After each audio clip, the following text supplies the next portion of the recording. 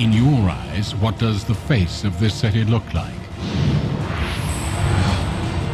A new, different way to look at Seoul. A different story. The exclusive journey adventure begins now.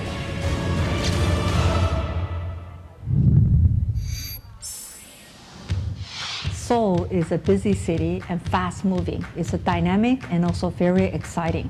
If you look at the technology, IT, and everything is moving very fast and very dynamically. And what's most exciting is people's adoption with the new things. I think the consumers here are very creative and also adopting all new technologies and new things. They're embracing everything.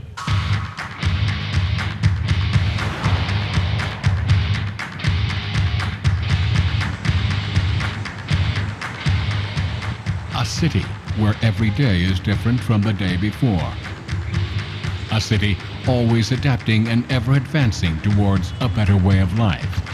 Thus a city perpetuating sustainable growth for all.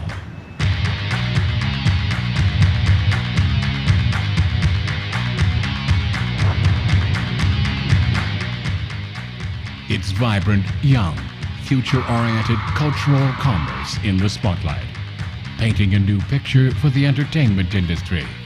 Together with its iconic innovations and inventiveness, Seoul is a city of creativity, abound with inspiration, 24/7. It's the reason why, even at this very moment, influential global enterprises are heading towards Seoul. And Korea is in a great position to... with their technologies and expertise. Fused together with state-of-the-art convergence industries, Seoul is pioneering the world through innovation.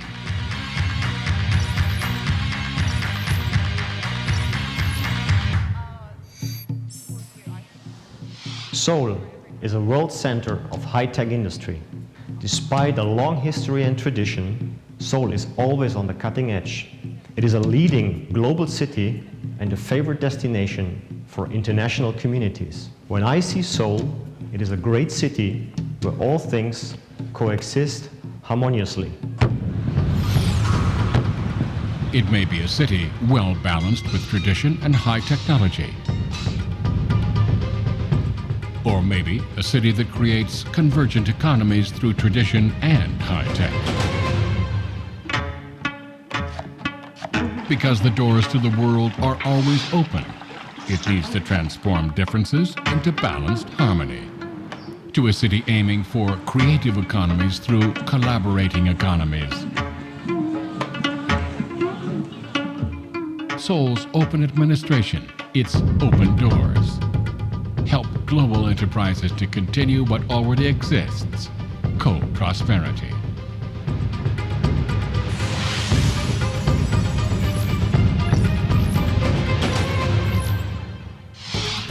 The difficulties of life in an unfamiliar city.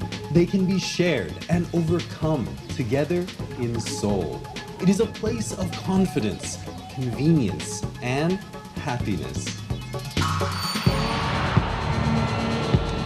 It's being in a place where you can enjoy relaxation through technology. And Seoul was the epicenter for this cultural revolution. It's a city that breathes culture 365 days of the year. A city where all dedicated efforts bear fruit all year round. Seoul is a city where anyone and everyone can design their own beautiful and prosperous destiny.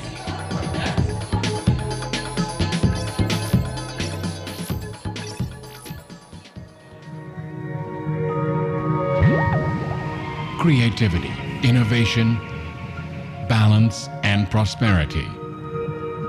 A city that creates opportunities for success through these four ideas. This is what Seoul is all about. And a chance for sustainable growth. And for an opportunity of exhilarating success. Don't you want to complete the picture yourself? Right here in Seoul.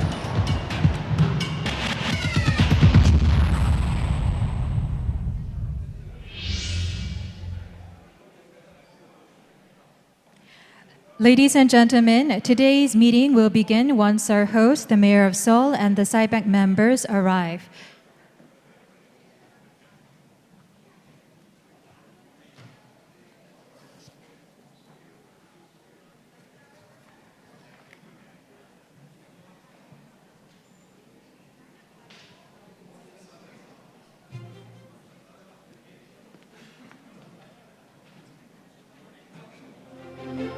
Ladies and gentlemen, the host of today's meeting, the Mayor of Seoul City, Mr. Park Won-soon, and the SIBAC members are now making their entrance.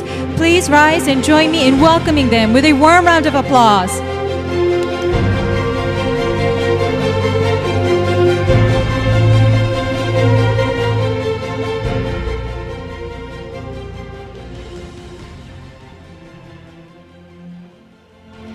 Ladies and gentlemen, we kindly ask all of you to take your seats so that we can begin the opening ceremony. Thank you.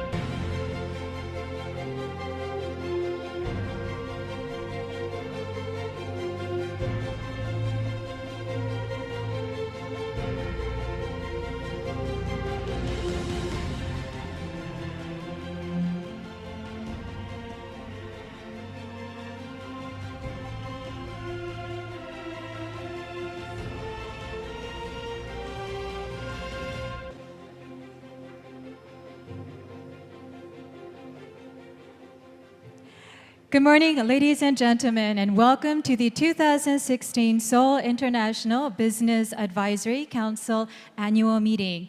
Please allow me to introduce myself. I am Lee Joo-hee, and it is a great pleasure to be leading you through this morning's program. Thank you. On behalf of our host, I would like to sincerely thank everyone for joining us despite their busy schedules. The Seoul International Business Advisory Council was created in 2001 with the goal of providing advice on how to transform Seoul into a globally competitive city. The theme for this year's annual meeting is Attracting Global Talent, R&D, and Creative Industry. We look forward to your valuable insight and advice on this important topic. Now, to officially kick off the opening ceremony, the chair of SIBAC and the global managing partner of McKinsey & Company, Mr. Dominic Barton, will deliver his opening remarks and introduce today's program and participants. Please join me in welcoming Mr. Barton with a warm round of applause. 감사합니다. Welcome everyone, and thank you for being our MC today. We want to get right at it because one of my objectives this year, I've never, in the time I've done this, ever allowed us to have a coffee break. I've been so disorganized that we've never had a coffee break. We were trying to do 2 this time. But in this session, we've got a lot of contributions from all of our members that we're going to want to go through. We have 22 participants this year, 14 of our members, 2 representatives, 4 of our advisors, as well as the mayor and the Secretary General. We love this new format. I think as Marjorie said, sort of knights of the round table as we go through it. We actually have 2 topics that we're going to cover in the session today. One is fostering Seoul as a city of creative talent, where there's a lot of contributions. And then the second, positioning Seoul as a regional R&D hub as we go through it. I want to take a particular moment to welcome our newest member, Yan Lang from Greater China. She's the managing director and the head of Greater China for Lazard. It's wonderful to have you here. Not only for your perspective on an important part of the world, not only for being a woman, but I think we've now got a very significant French contingent in the group here as we sort of see it as well too. But welcome and thank you for joining us.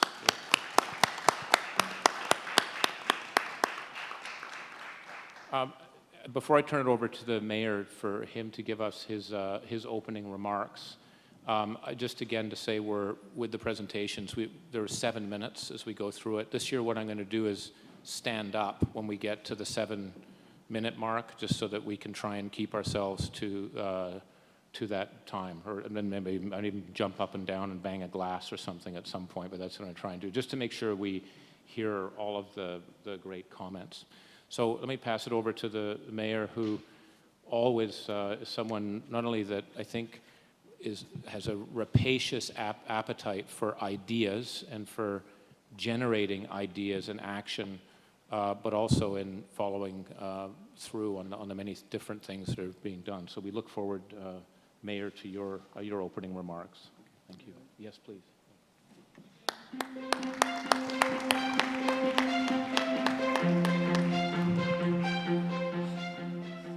Yeah, good morning. Welcome again.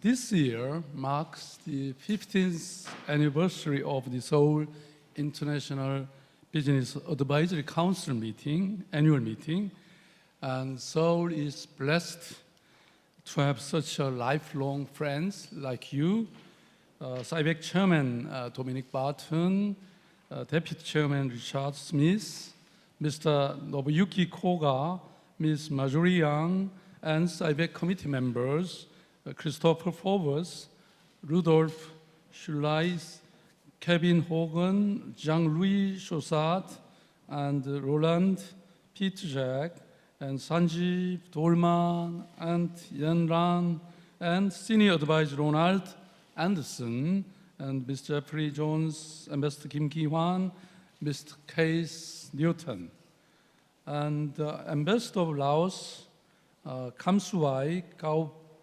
Balabong, and Ambassador of Sultanate of Oman, Mohammad Al-Hardi, and member of the FIAC, Wang De and Ladusser are with us today. Thank you all for being with us.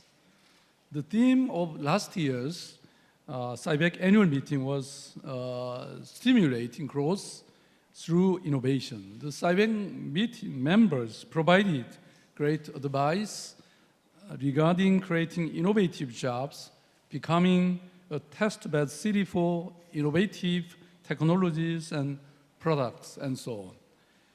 First, let me share some good news with you. The Guardian in United Kingdom named me as one of the 5 most innovative mayors in the world. Thank you.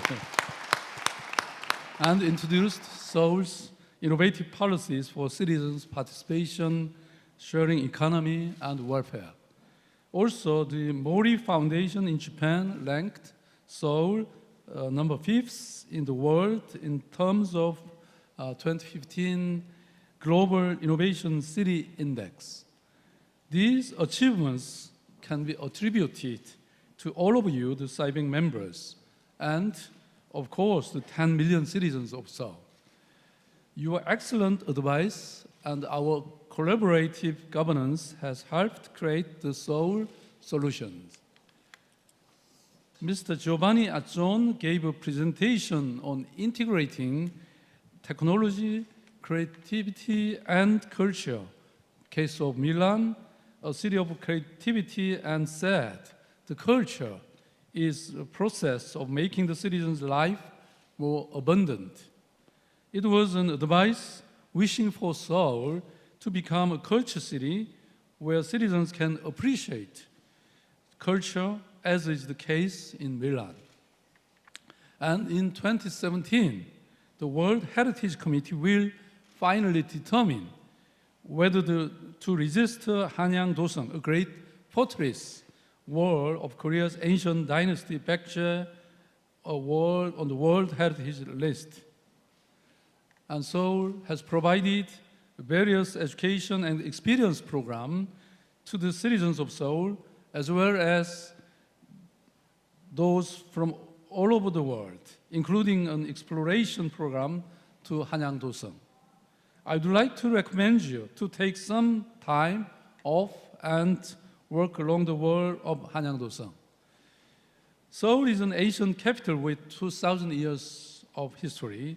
Seoul is going to continue to make efforts to develop education programs and tourist programs to make the long-time history of Seoul breathe together with the citizens in modern space. Roland Bush said Seoul should strengthen its competitiveness to become a global testbed city. So Seoul ranks first in R&D investment compared to its overall GDP. Seoul is also a knowledge service city where 65 universities, 28.5% of Korea's research centers, and R&D centers of major companies are connected. Seoul has expanded support for creating an environment where universities and various industries can collaborate and conduct various researches and developments together. Seoul has lots of early adopters who are open-minded, accepting new technologies quickly. We can say Seoul is a testbed city. The great Baduk Go competition between Mr. Lee Sedol, and AlphaGo was held in Seoul in the hotel you are staying now, Four Seasons. Actually, I participated. I attended the game. The competition provided us with a great opportunity to think about many things. What Mr. Lee Sedol said after he lost the game is still in my mind. He said, a computer does not play by understanding the beauty of Baduk Go and beauty of human, and therefore the value of Go Baduk will continue. Seoul would like to become a testbed city which accepts new technologies and new culture while putting its citizens at the center of its core values. Also, Roland Bush introduced the example of smart city operation of Berlin City. Seoul has also established and integrated parking information system and provided parking information services. We have realized a smart city, smart grid by installing the advanced metering infrastructure in apartment houses and enhanced energy efficiency by establishing the Building Energy Management System, BAMS. SIBAC presented the example of Chicago providing open data to the public. Seoul citizens use Seoul transportation application on their way to work. They can check bus arrival time at the station by just one fingertip touch. This app was developed by a citizen who used Seoul's public data. So also Seoul has shared 4,531 information with citizens through the Seoul Open Data Plaza. Seoul opens its data and citizens share them.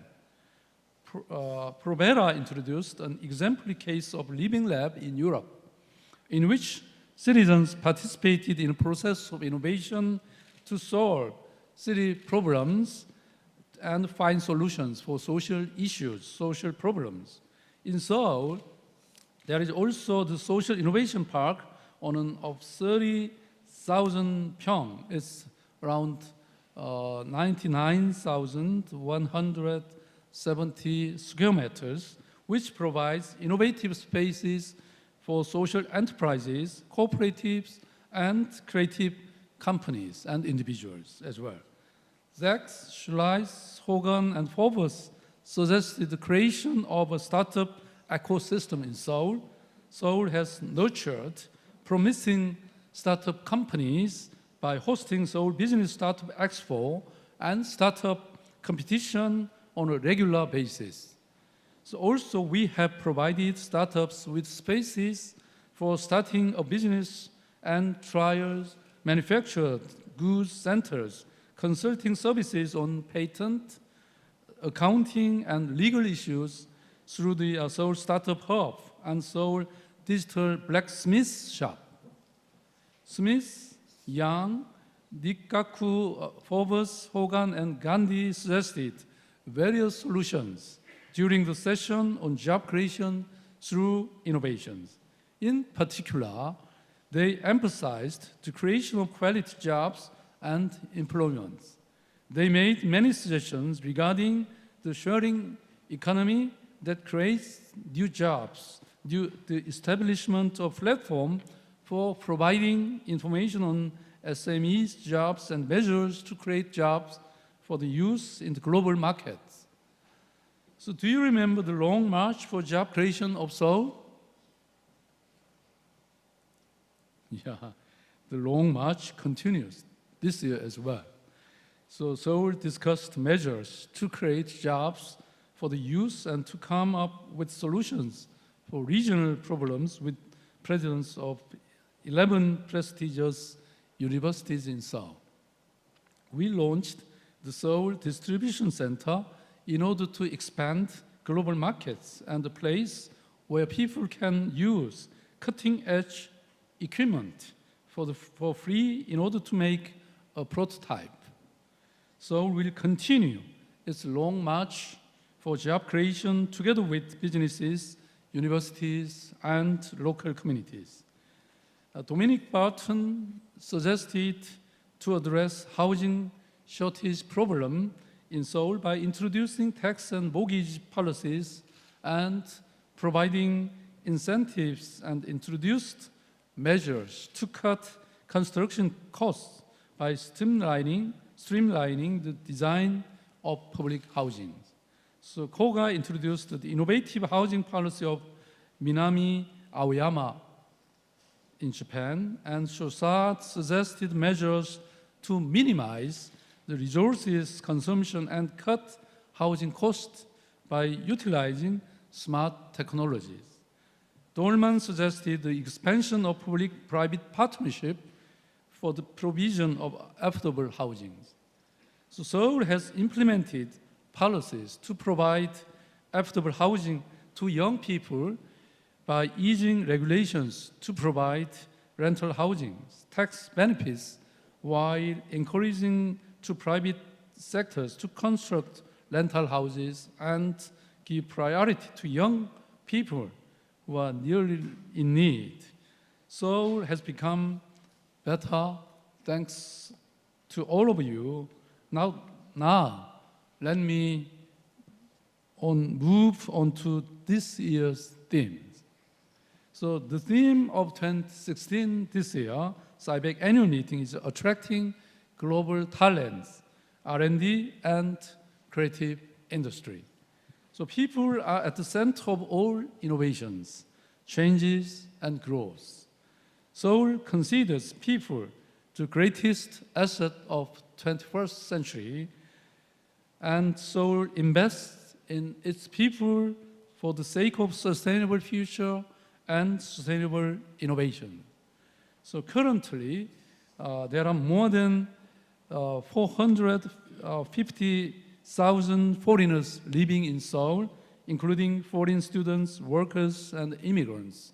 So it's highly increasing, especially the 20,000 Chinese students are here to study in many universities, as I mentioned. Seoul has various policies to help international citizens to carry out business, get a job, and start a business in Seoul. So Seoul has 43 foreign resident support centers to provide support to foreigners living in Seoul. And the centers provide various programs to help foreign residents to enhance their capabilities, including Korean language classes, language education for their children, consulting services for administrative and legal problems, and social integration programs. Recently, foreigners living in Seoul are not just being satisfied by getting a job. More and more of them want to start a business by utilizing the excellent infrastructure in Seoul. Seoul established, therefore, global business centers in Jongno, Gangnam, and Yeouido to create the greater opportunities for creative global talents.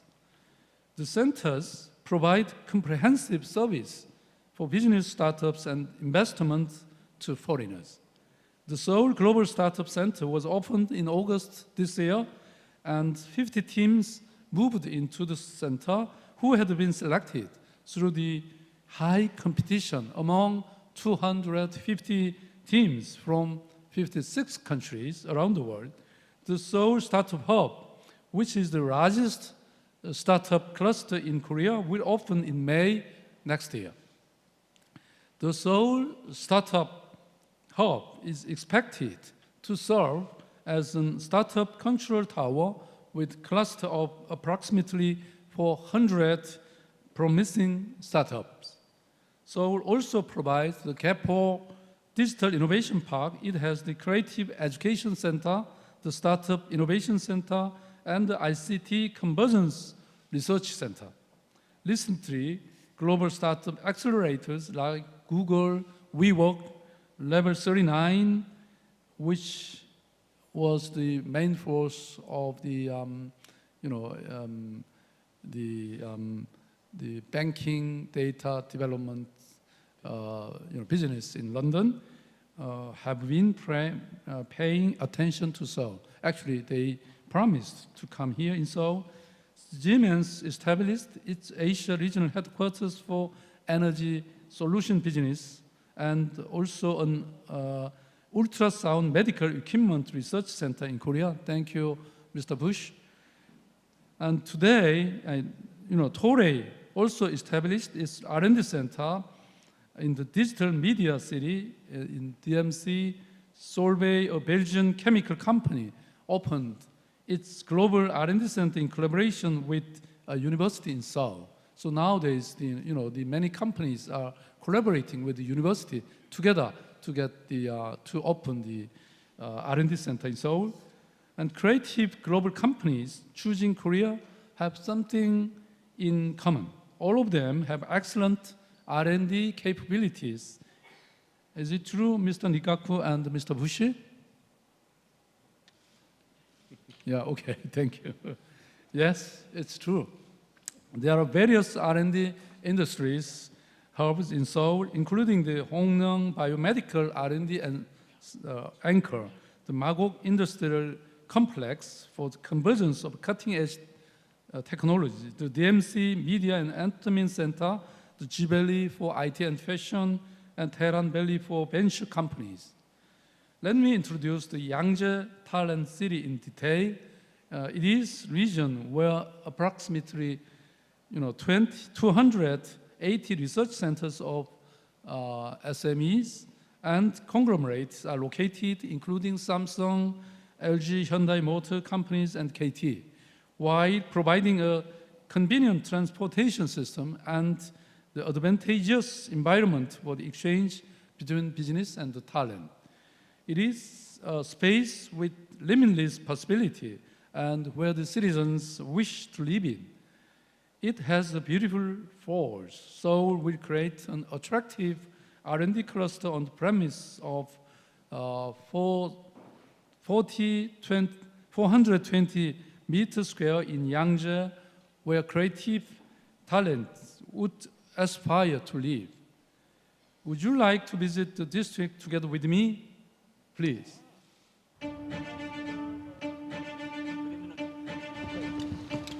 Can I sit here?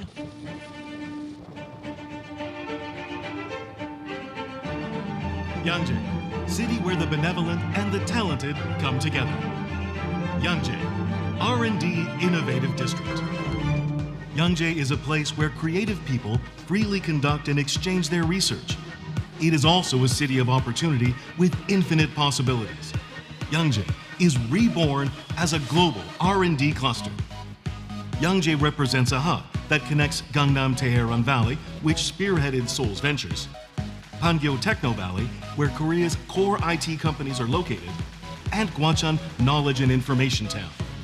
Yangjae has a locational advantage for business as research facilities of global companies like LG, KT, Hyundai Kia, and Samsung. 300 research centers of small and medium-sized businesses that provide knowledge-intensive services. And Kotra, which supports foreign investments and attracts global talents, are located in Yangjae. Also, by integrating R&D into 420,000 square meter underused site, Yangjae will be developed as a place where major and SME companies share their technology. Yangjae is a place where environment of the most livable city and quality of life are guaranteed, and a resting area which breathes of youth and energy. This is Yangjae, an innovative R&D cluster where various sizes and types of companies grow together and infinite possibilities become a reality. What do you think? Very nice. Yeah, would you like to introduce Yangjae to your friends and neighbors, thereby to help Yangjae become a global R&D hub? Yeah, thank you. To help Seoul become a city where global talents wish to visit and live in, of course, you can come and locate in Yangjae as well. Recently, the Nobel Prize in Literature was awarded to Bob Dylan. Blowing in the Wind is one of his songs. Let me cite the song lyrics like a poem. How many rows must a man walk down before you call him a man? How many seas must a white dove sail before she sleeps in the sand? Yes, how many times must the cannon balls fly before they are forever banned? The answer, my friend, is blowing in the wind. The answer is blowing in the wind. I'd like to ask you all today, how many roads must we walk down before we can keep our dignity? How many seas must we sail before we find stability amid the long-term global recession and the endless challenges of the fourth industrial revolution? How many roads must we walk down before all global citizens collaborate to grow together? I think the answer lies in dignity of humans and in creative talents who believe in the power of collaboration. I hope that all of you will gather strength to create wind for nurturing creative talents. The wind will surely change Seoul, Korea, and the world as well. The wind will create a city and a world where creative talents wish to live. Thank you. Thank you, Mr. Mayor, for your inspiring remarks and for that very comprehensive yet succinct overview of the successful outcome of last year's annual meeting and for explaining the background to this year's theme. The next item on our program is the Honorary Citizenship Award Ceremony to express our appreciation to the SIBAC members for their active interest in and support of Seoul City. The two SIBAC members, or the two knights, who will receive the Honorary Citizenship Award have served on SIBAC since 2001, since its inception, and today are being recognized for their contributions in strengthening the global competitiveness of Seoul City. And with that said, I would like to invite the Mayor of Seoul City, Mr. Park Won-soon, once again to the stage. Please welcome him with a warm round of applause.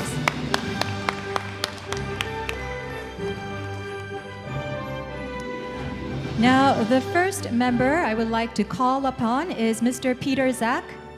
If you could join the mayor on the stage, please. And if you could stand in front of the mayor and face the mayor.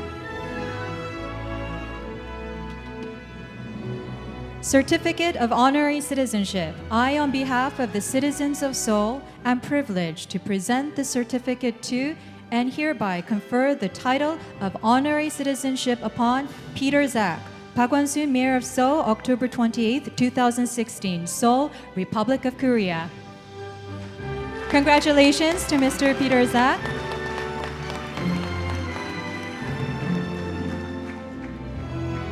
We're now going to take a picture.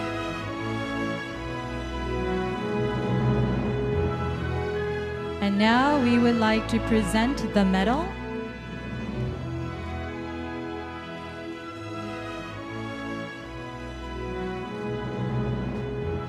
And now the mayor will present the stole.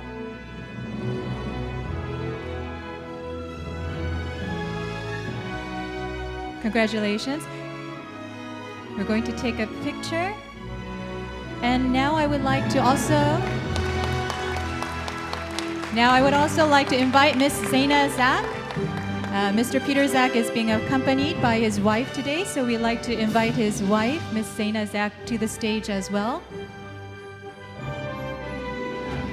So please join Mr. Zak on the stage.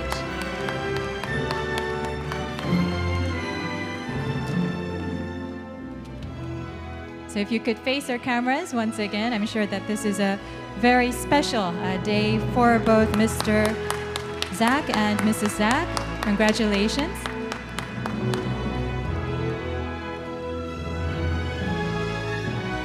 Thank you very much. You may now step down and take your seats. Thank you. Congratulations once again. Ladies and gentlemen, please give Mr. and Mrs. Peter Zak another big round of applause. Congratulations. And now the next member I would like to call upon is Mr. Richard Smith. Now, Mr. Richard Smith, if you could also take your place on the stage.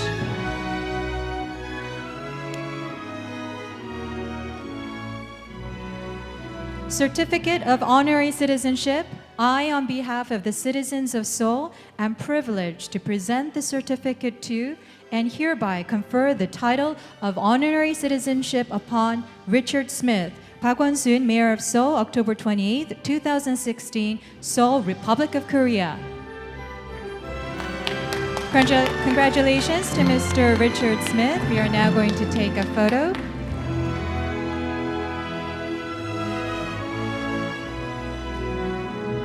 Thank you. And now the mayor will present the medal.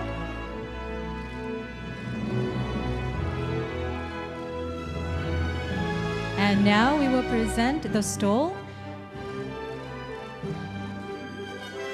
Congratulations. And now we are going to deliver the flowers. And if you could pose for our cameras.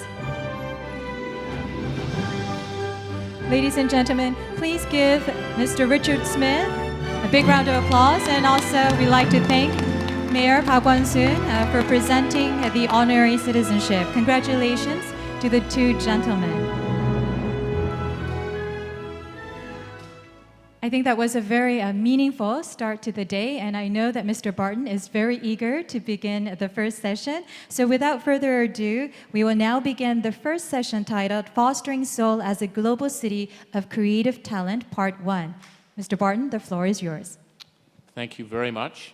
Again, congratulations to the new honorary citizens. We're going to hear from one of those citizens right off the bat, Rick Smith.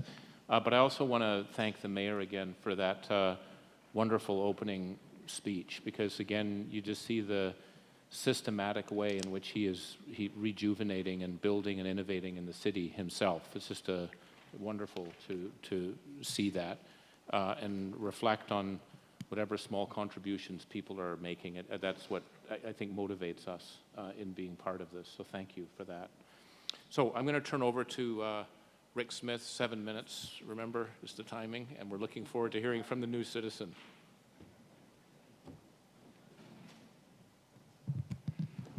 Dominic, I hope you will allow an honorary citizen an extra 15 seconds Absolutely. To say thank you to the mayor and to the Seoul Metropolitan Government. I know I speak on Peter's behalf as well. Honorary citizenship, I find a very moving experience. And we both had a long history of ties to Seoul, and it's nice to have it be official. So thank you again. Now, I need an extra second to see if I've got the right clicker here. There is a cliche in modern business that you should always pick the low-hanging fruit first. Let's see here. Try to... Next one, okay, there we go. In other words, in solving a complex problem, do the easy task first. My thesis is that in the battle for global talent, those easy tasks are to retain and attract two important groups. One are Korean graduates who have chosen to live and work overseas. And the second would be second-generation Koreans, particularly Korean Americans, who have a cultural connection to Korea, but who don't see returning to their homeland as a viable option. According to one study, Korea ranks relatively low among countries with the tendency for highly educated people to leave their countries. For example, a study of 1,500 recent doctoral degree holders in science and engineering showed that 40% wanted to work overseas. The brain drain continues to be a problem. And there is no doubt that second-generation Koreans represent a remarkable talent pool. In the United States alone, there are 1.5 million Koreans, with college graduation rates and percentages of graduate degree holders that are twice the US average. I did an informal poll of many Korean and Korean Americans who have chosen to remain in the US. While unscientific, I suspect that some of the reasons will sound familiar. First, there remains deep national pride, a strong attachment to Korea. But unlike in earlier stages of Korean history, these people feel little personal interest in returning home. The number one obstacle is the sense that the hierarchical nature of Korean business and academia would slow career advancement and limit their freedom on the job. The second relates to women's issues, both the feeling that career horizons for even the most talented women professionals are limited, but also that women as spouses would have a difficult time finding meaningful work. The third obstacle is a perception of a sense of cultural uniformity that makes it difficult for those who are outside of the mainstream to perform up to their potential. Obviously, there's little that this SMG can do to counter larger cultural trends, but it can continue Mayor Park's effort to make Seoul and the Seoul metropolitan government a role model for empowering young professionals, opening career pathways for women, and embracing tolerance. In addition, the SMG could help create opportunities for foreign sampling. At least in the early stages, the Korean Americans are a particularly rich target for those efforts. To start, there should be an even greater emphasis on attracting foreign students. The foreign university population in Seoul stands at less than 85,000, or about 2% of the total. Compare that to an average of more than 8% in all OECD countries. The vast majority of foreign students in Korea come from the developing world, and there's nothing wrong with that. But it's not necessarily the high potential global talent that you're looking for. The goal is to get to 5% of the total university population by 2023, but even that seems relatively low. Where are the aggressive efforts to attract top students, even for a year abroad? Seoul is filled with alumni clubs from some of the world's finest universities. Have they been enlisted to lobby for joint programs and student exchanges? Have foreign churches in the US been enlisted to send students to Seoul for a year or two to connect with their roots and perhaps hone their language skills. There's also more to be done in the area of advanced business education. A Korea Times story recently proudly noted that there were 124 foreigners studying for MBAs in Korea. That's a tiny, tiny number if the goal is to recruit top global talent. INSEAD, a leading international business school, has been operating in Singapore for more than a decade. IMD, a similar school based in Switzerland, is also expanding in Singapore. There are plenty of top-flight US business schools that would be possible targets for establishing MBA or mid-career business programs in Seoul, with a little help from the Seoul metropolitan government. This may seem odd. Remember the Peace Corps. Of course, Korea doesn't need the Peace Corps today, but no program produced more Americans with deeper ties to Korea. They learned the language, many stayed to work in business and education, one even came back as a US ambassador. You might consider a program like the National Urban Fellows Program in the US. It recruits top US professionals to work for a year in nonprofit social service organizations or government positions. They are paid to learn and to teach, but many stay on. How about a similar program organized by the SMG to attract young global talent to work for a year in the government or perhaps in some of those small or medium-sized firms that can't afford to compete for high-priced global talent? Finally, and I can't stress this enough, keep the focus on women's issues. Women make up half of the global pool of creative talent, and they simply will not come if they feel that they won't be appreciated and compensated. More important, work-life decisions are no longer made by the breadwinners alone. Wives, husbands, partners have an important say, and if both aren't happy, then even a promising career transition can end quickly. One Seoul businessman admitted to me that his company had lost many foreign stars after their initial contracts were up because it was the other spouse's turn to make important career decisions. Cultural outings and cooking classes are fine, but partners expect an opportunity for meaningful work, or at least for genuine social service opportunities. Above all, I think the key is to truly listen to what the wives and the partners have to say. I recognize that there are cultural patterns that no government program or campaign can change quickly. But I think it's fair to say that unless real progress is made on a variety of women's issues, Seoul will be at a disadvantage in the escalating war for global talent. Mayor Park has done a lot to make Seoul a more welcoming city for foreigners. He understands, and the rest of this society should understand, that there's a lot more work to be done. Thank you very much.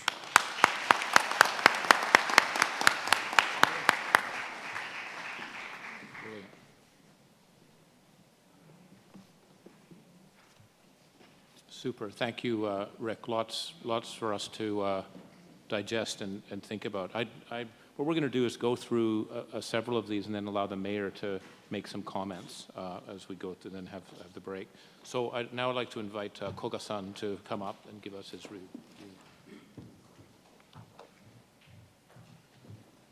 Thank you, Chairman. Good morning, everyone.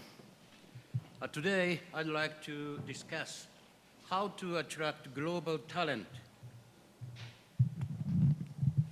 to the city of Seoul. This is one of the hot topics discussed globally, and Japan is no exception. So I am curious to find out other members' ideas today. As Japan faces rapid decline in population, very similar to the situation in Korea, how to attract overseas talent is an immediate theme for discussion. To make Tokyo an attractive and competitive city, the metropolitan government aims to establish an international financial hub. I believe there is more important factor to consider before establishing a global hub to attract international work workers. We should focus on very basic aspect of life, family. In the world we live in, there are nearly 200 countries where different races exist. Conflicts rise due to different beliefs in politics and religion, but the fundamental value of family is recognized universally. In other words, everyone cares for their own family, so we must recognize the importance of family members, especially spouse happiness here as well. Therefore, if you wish to invite globally talented workforce to your country, providing an environment where the quality of lives for family is at the same level as it was in their home country is extremely important. In case of Japan and Korea, I believe there is still room for improvement to make family members, especially your spouse, feel safe and comfortable.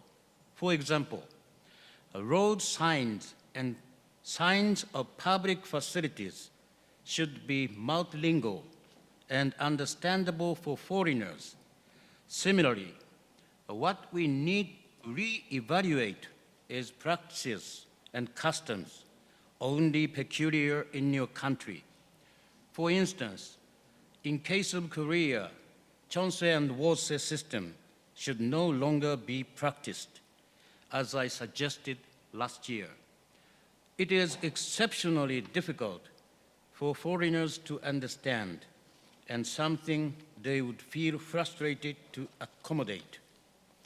The most important point to raise spouses' level of comfort and happiness is that whether they could work in new location or not, I strongly believe that the spouse should be able to work in the same manner as they did back home. In order to examine the possibility of accompanying spouse to work, we evaluated dependent visa status in developed countries, including both Korea and Japan. Please see the chart on screen. As you can see, Japan is in the worst condition. Korea provides some opportunities for the accompanying spouse to work as long as they find jobs categorized as professionals and submit required paperwork.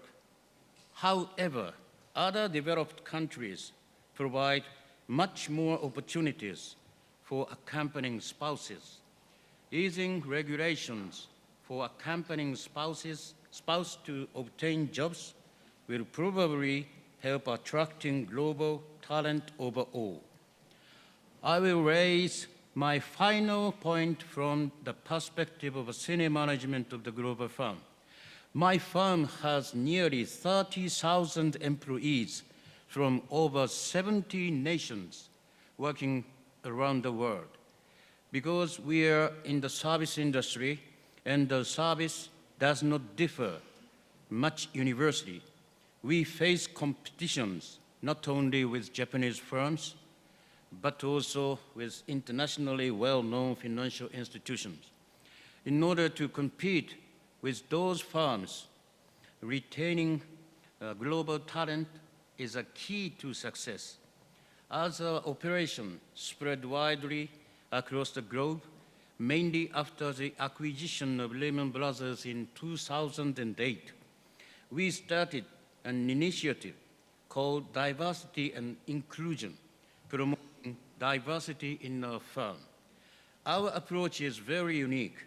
In the beginning, this movement started as a bottom-up approach in which a small group of employees volunteered to host events and campaigns to encourage diversity. This activity spread gradually, and now our senior managers, who were reluctant at first, also value the diversity. And our firm is considered the most LGBT-friendly Japanese firms.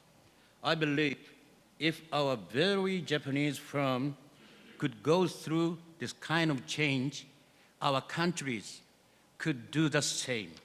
At last, I recommend that as host of upcoming Olympic and Paralympic Games, both Korea and Japan should take this opportunity to change and become foreign spouse friendly. I'd be looking forward to witnessing more developments of Seoul in the near future. Thank you.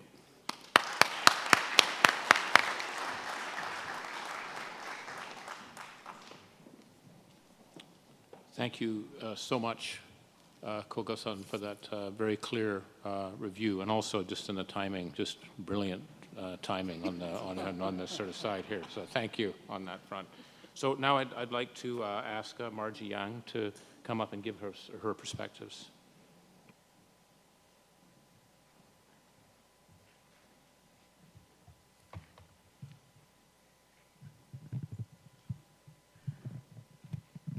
Mayor Park, Chairman, ladies and gentlemen, since so much has been said about the women, I think I shall leave that to the men.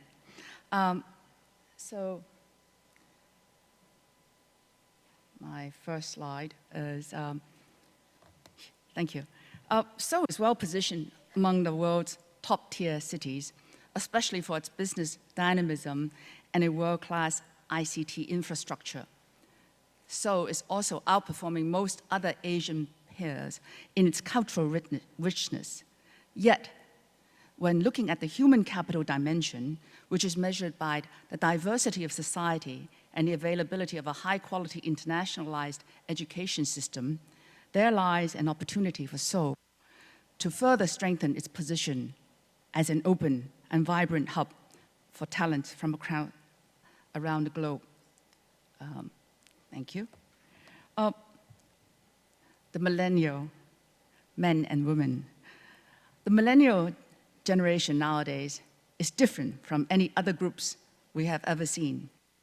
Wealth accumulation and internet technologies have shaped their living environment, and hence their value system, which emphasizes diversity, openness, and mobility, work-life balance, meaningful and purposeful work, and diversity. Meanwhile, a prevalent workplace culture in Confucianism traditions still highlights seniority, hierarchical management, long working hours, order fulfillment, and an enclosed and homogeneous working environment. This workplace culture, which powered many Asian economies to prosperity in the first place, is now becoming a barrier for us to engage and empower the young generation talent. Some pioneering Asian firms have departed from the norm and become a truly receptive working place for global young talent. Samsung's success story has exemplified how diversity could drive innovation and creativity. Samsung has set the #1 goal in its 2020 vision to become a place where the world's talents want to work. Instead of just being the world's #1 smartphone provider. In order to achieve that goal, Samsung has made a bold move to overhaul its corporate culture and embrace diversity.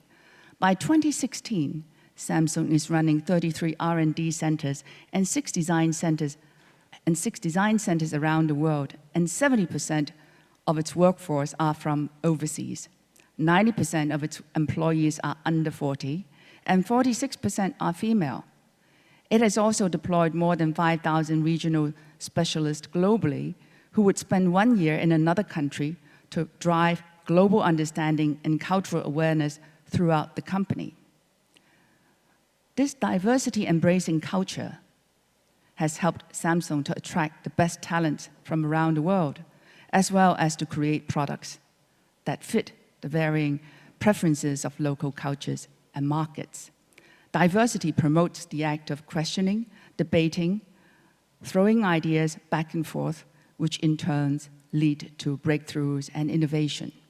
Now, I am going to go off script. My apologies to the translators, but I cannot resist doing this because recently, a friend of mine, Professor Mitch Resnick from the MIT Media Lab, sent me a draft of his book, which is about to be published, called The Lifelong Kindergarten. And in chapter 1, it talks about students from A to X. Now, I was never an A student, so this became very interesting to me when he says, A students are not the in thing. In chapter 1, he said he was at the Danish company Lego, where he ran into the former president of Tsinghua University, Chan Jining. They started talking, and Chan explained to Professor Resnick the reason why he was there was to find an alternative way to educate. Now, Chang knew that something new is needed. He felt that Tsinghua, obviously, being the top university, one of the top universities in China, attracts A students. Now, he felt that many of the A students, despite their high grades and test scores, did not have the creative, innovative spirit that is needed to succeed in today's society. Chan argued that a new breed of student is needed. He called them X students. Chan explained that X students are willing to take risks and try new things. They are eager to define their own problems rather than simply solving the ones in the textbook. These X-style thinkers constantly exploring, experimenting, and testing the boundaries. This is not just a phenomenon in China. I believe that this is a phenomenon Asians all face. These A students follow instructions rather than think out of the box. It was very useful when we were making things for other people. But today, life has changed. Our ambitions have changed. This motivation to groom more ex-students is also economic. Today's workforce is undergoing a radical transformation. Some jobs are disappearing as computers and robots take over routine tasks, and even some non-routine tasks. Almost all jobs are changing as workers must continually adapt to the onslaught of new technologies, new sources of information, and new communication channels.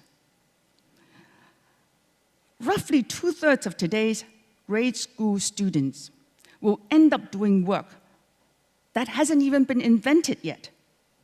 So to flourish in this rapidly changing landscape, the ability to think and act creatively is more important than ever before. I believe this is the key challenge and opportunity for Seoul to change the education system to provide more ex-students for the world. Thank you very much.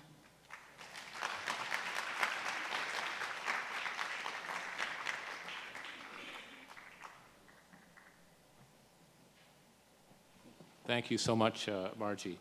And then for this session, the final speaker will be Peter Zek, again, a new honorary citizen of Seoul. So welcome, Peter.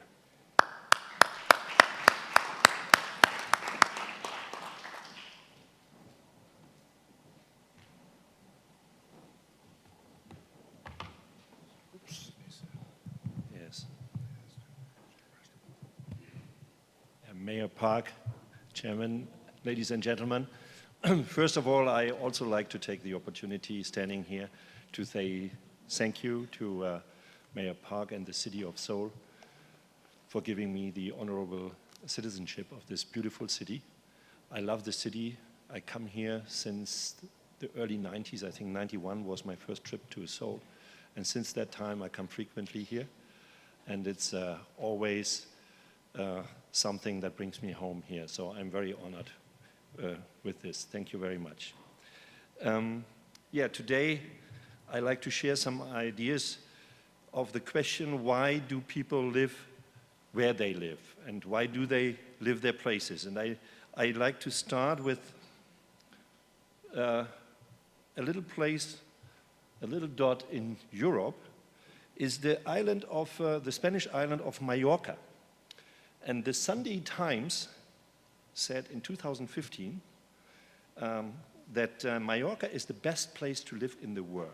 The best place to live in the world. So what does that mean? Mallorca has beautiful old places and buildings and wonderful cuisine, wonderful, fantastic food, beautiful beaches, 300 sunny days and 8 hours sun per day, and 10 million visitors spending 10 billion euros per year in Mallorca. But they have also party the whole day, the whole day and the whole night. And after the party, we have a lot of waste. This is a daily situation of Mallorca, daily. They have to clean the beaches, and that's why the citizens of Mallorca, they wrote once, "Tourist, you are the terrorist." And at the same time, they said, "Tourists, go home. Refugees, welcome." And this was not Angela Merkel who said that. So if we have a look, the tourists to Mallorca, they come from the north. Many British people, many German people, and the refugees, they come from the south and from the east. But even Mallorca is the so-called best place to live. The refugees don't go there. It's just the tourists who go there.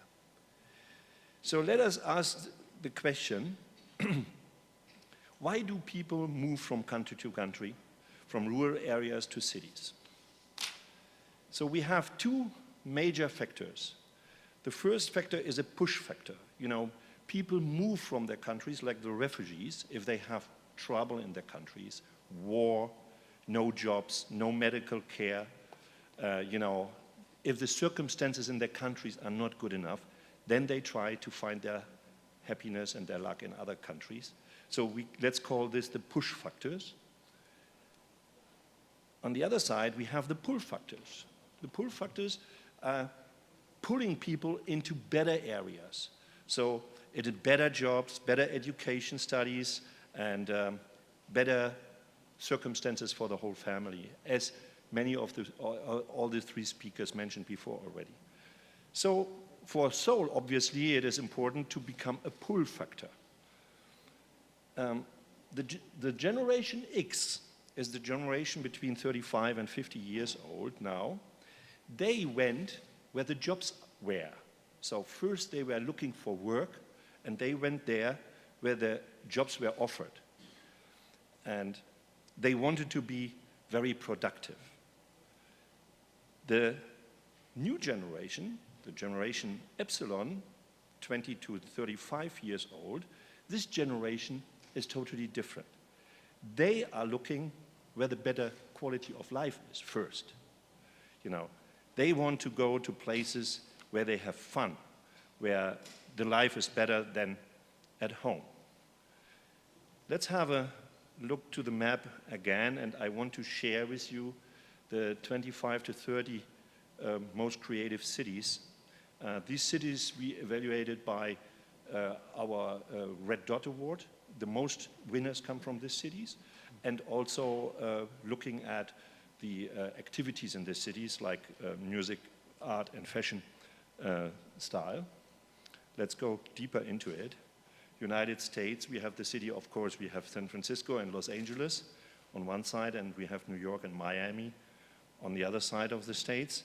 And it helps sometimes if cities get nicknames to make them more more important to people. For example, everybody knows what the Big Apple is. Yeah? So that helps sometimes. If we look to Europe, we have a lot of creative cities, London, Stockholm, Berlin, Vienna, Zurich, and Milan and Barcelona. If we look to Asia, we have the cities like Beijing, Shanghai, Shenzhen, Hong Kong, Seoul, Tokyo, and Taipei. If we now look where these cities are located, if we do the scale between the high productivity of a place and the quality of life in a place, then we can see Mallorca, we can see Mallorca has a very high quality of life, but very low productivity. Cities like Munich, Zurich, and London have high productivities and also high quality of life. If you look at Berlin, for example, very low productivity, but high quality of life. And the same with Barcelona and Mallorca. San Francisco, high productivity, the same with New York, and very high quality of life. And then when we go to Asia, we have Singapore with higher productivity and good quality of life. We have Shenzhen and Hong Kong. And if we go to other parts of the world, we have, for example, Doha or Kuala Lumpur, Rio de Janeiro, and you see the productivity is very, very low, but the quality of life is also not that much. And it can come even worse if we go to that places here. This kind of cities have neither a high productivity and no high quality of life. So they will never attract people, never. But now, you can guess, we have to find out where Seoul stands. This could be for the discussion. So have a look at Seoul, and what do you guess? Where do we have to locate Seoul in this matrix?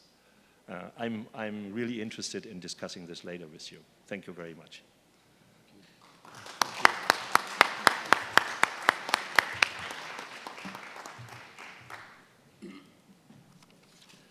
Thank you so much, Peter. You're holding us in suspense, so maybe you'll have to tell us after the break. Thank you very much. Those were incredibly insightful perspectives from all of those talks. So I'd like to invite the mayor just to provide any comments or if you have any questions. Yeah, thank you very much for your valuable advice. I was very much impressed by your suggestion, especially Richard, you are teaching us to focus on starting from nearby, I mean the Korean Americans. Actually, we have 7 million Koreans who are living overseas. Probably more than 1.5 million in United States. So, as you mentioned, many Koreans who decide to live in US or second generation of Korean Americans. So we should have such an intensive package of policies to attract them to Seoul. I think it's really great idea, and it's great potentials of talents and globally regarded. And second, Koga-san, you also emphasized the importance of the demand of the families and spouse. So, it's as Richard emphasized, it's beyond the providing cooking class or museum guide.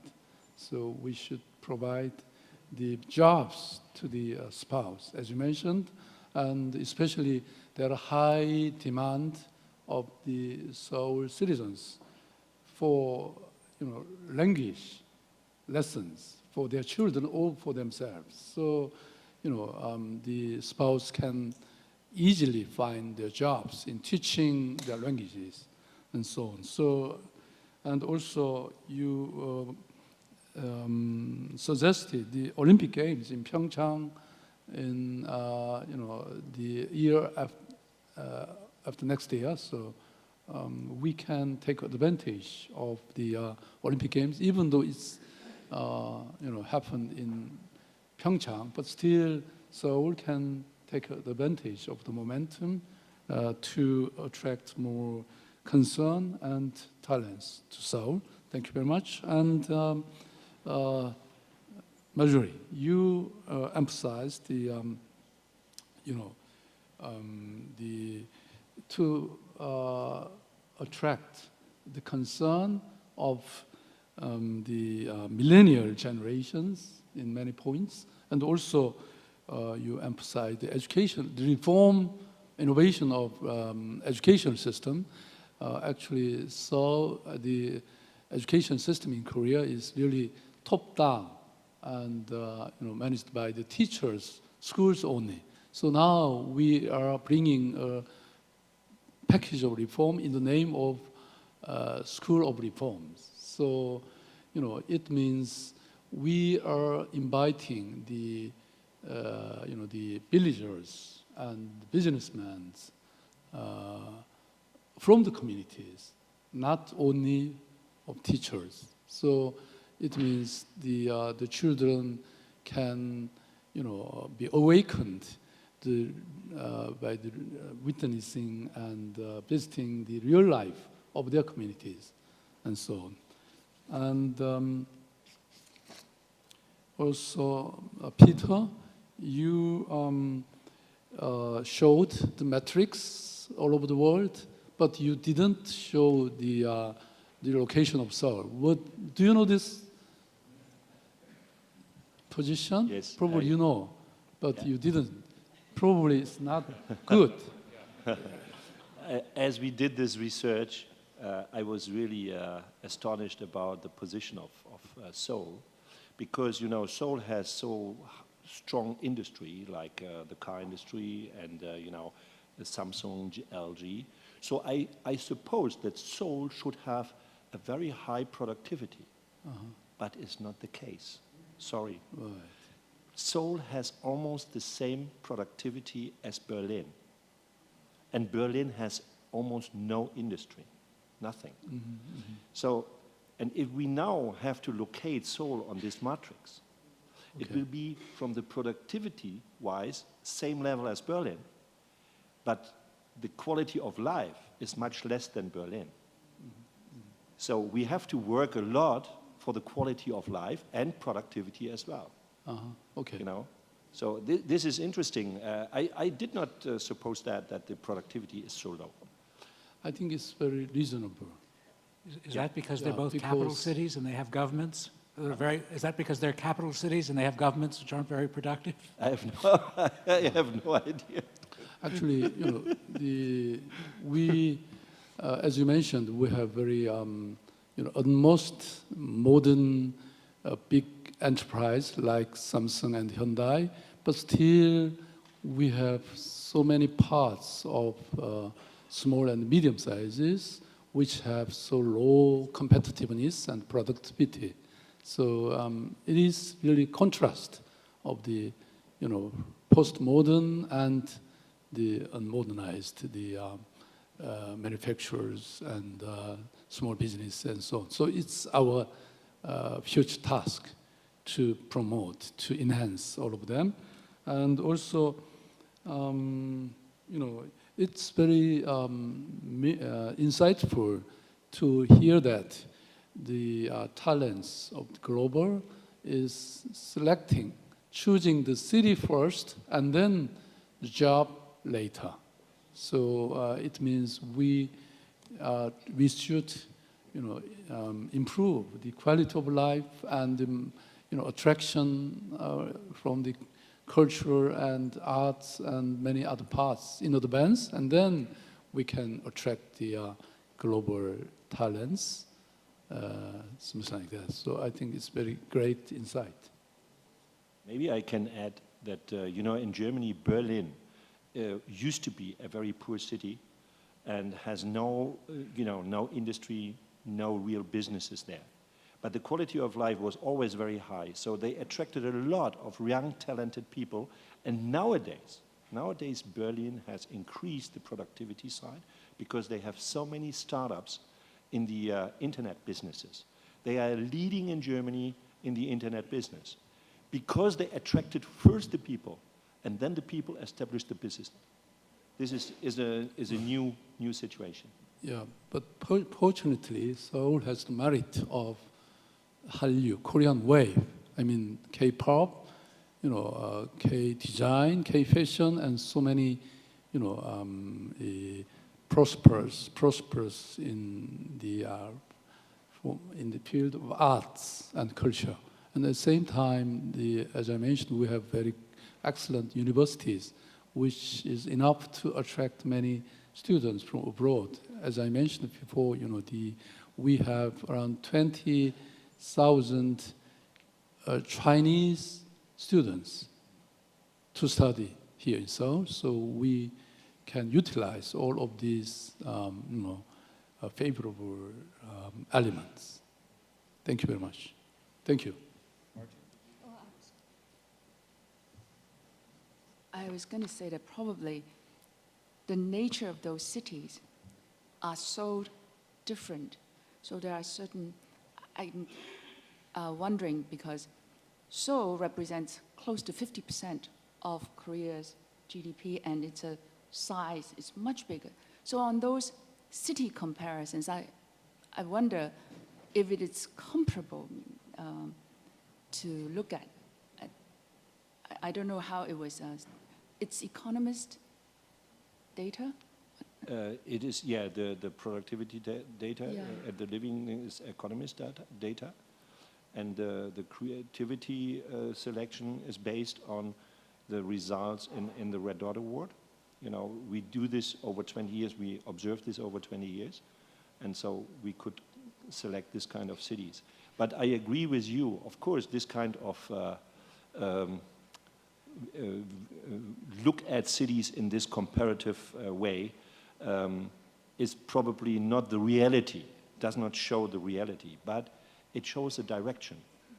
This is just, if take it as indicator, this is enough, not as the real reality. Yeah? Mm-hmm. Maybe two more comments, and then we'll Roland and then Rick. I agree that attracting talents is very much about quality of life, because talents can choose where they live. Maybe others cannot, but the talents can. And but that holds true for every city in the world. So what I would suggest is to see how can Seoul differentiate. What is the focus of talent pools you're looking into? There's a unique value proposition, I believe, that Seoul has got, having the business environment and the basis of your big corporation, SME, to find out what is the focus of your attraction you want to have, and then really go for that. Otherwise, if you go for average, you get average, and then you're competing in average. And that's something what I think you should maybe give some thoughts to. Actually, Seoul has been underestimated because, once visiting Seoul, their comment and the evaluation is becoming different. And also, Seoul has many problems to overcome, but still, I can say that Seoul is really a very enjoying the diversity, especially, the very joyful city. As I mentioned, Seoul is really, a never sleeping city.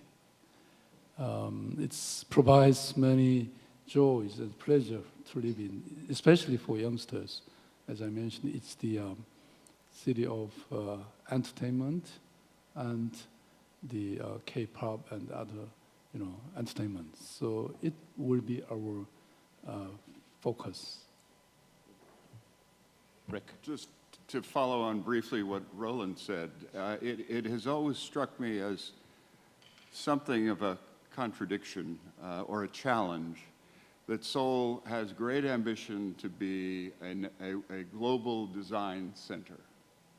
And yet, I think one of the major challenges in terms of attracting global talent in that field is what Koga-san mentioned as a strength at Nomura, which is LGBT friendly.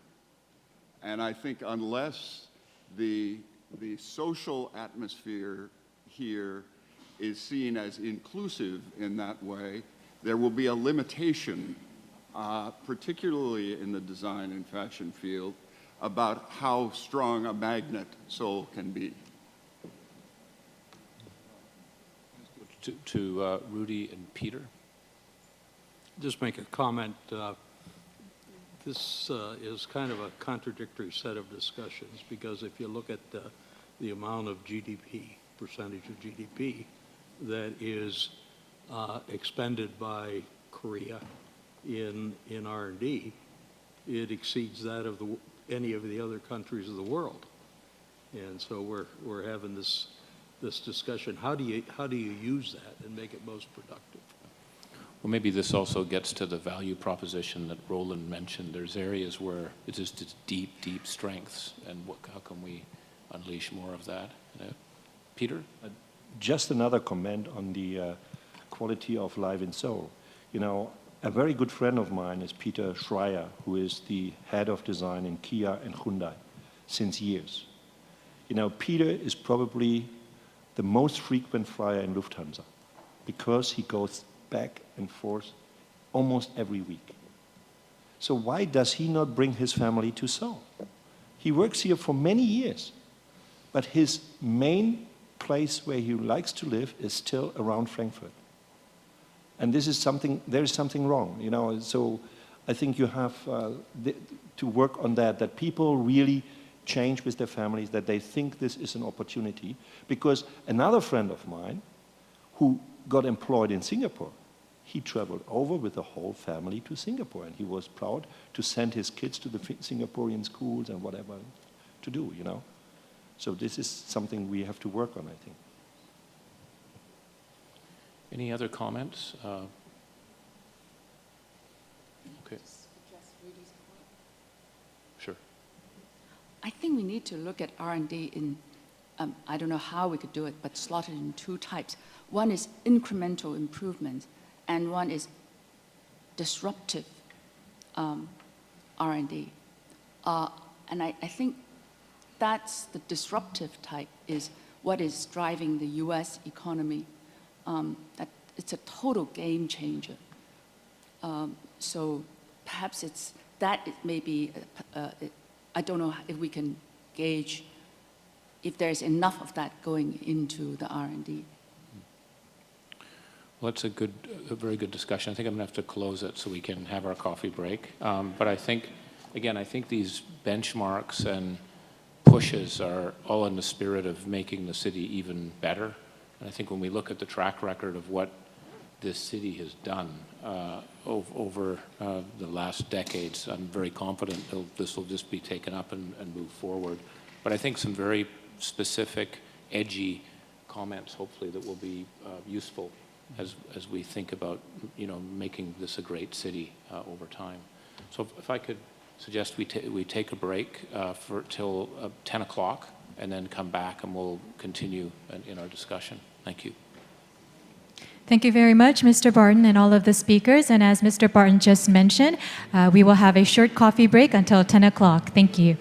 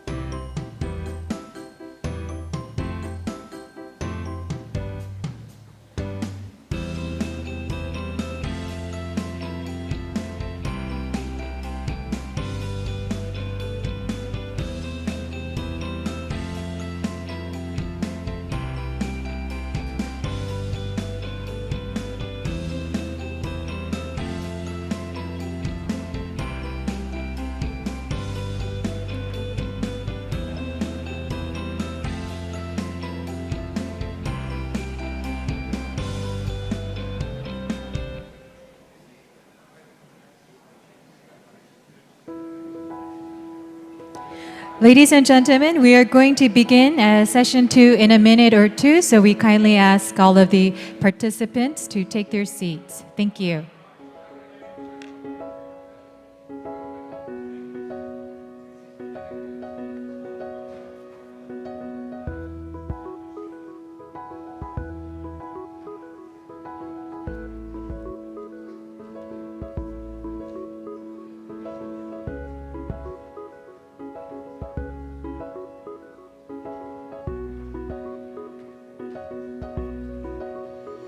So once again, ladies and gentlemen, when everyone is seated, we will begin with the second session. Thank you.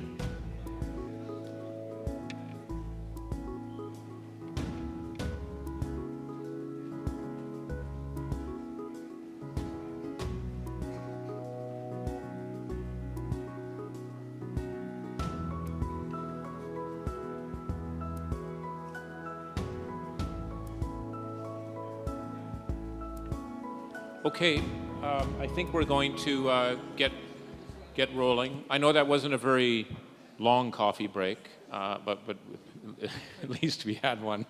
I'd like to turn it over to Kevin Hogan, if we could welcome Kevin to the stage.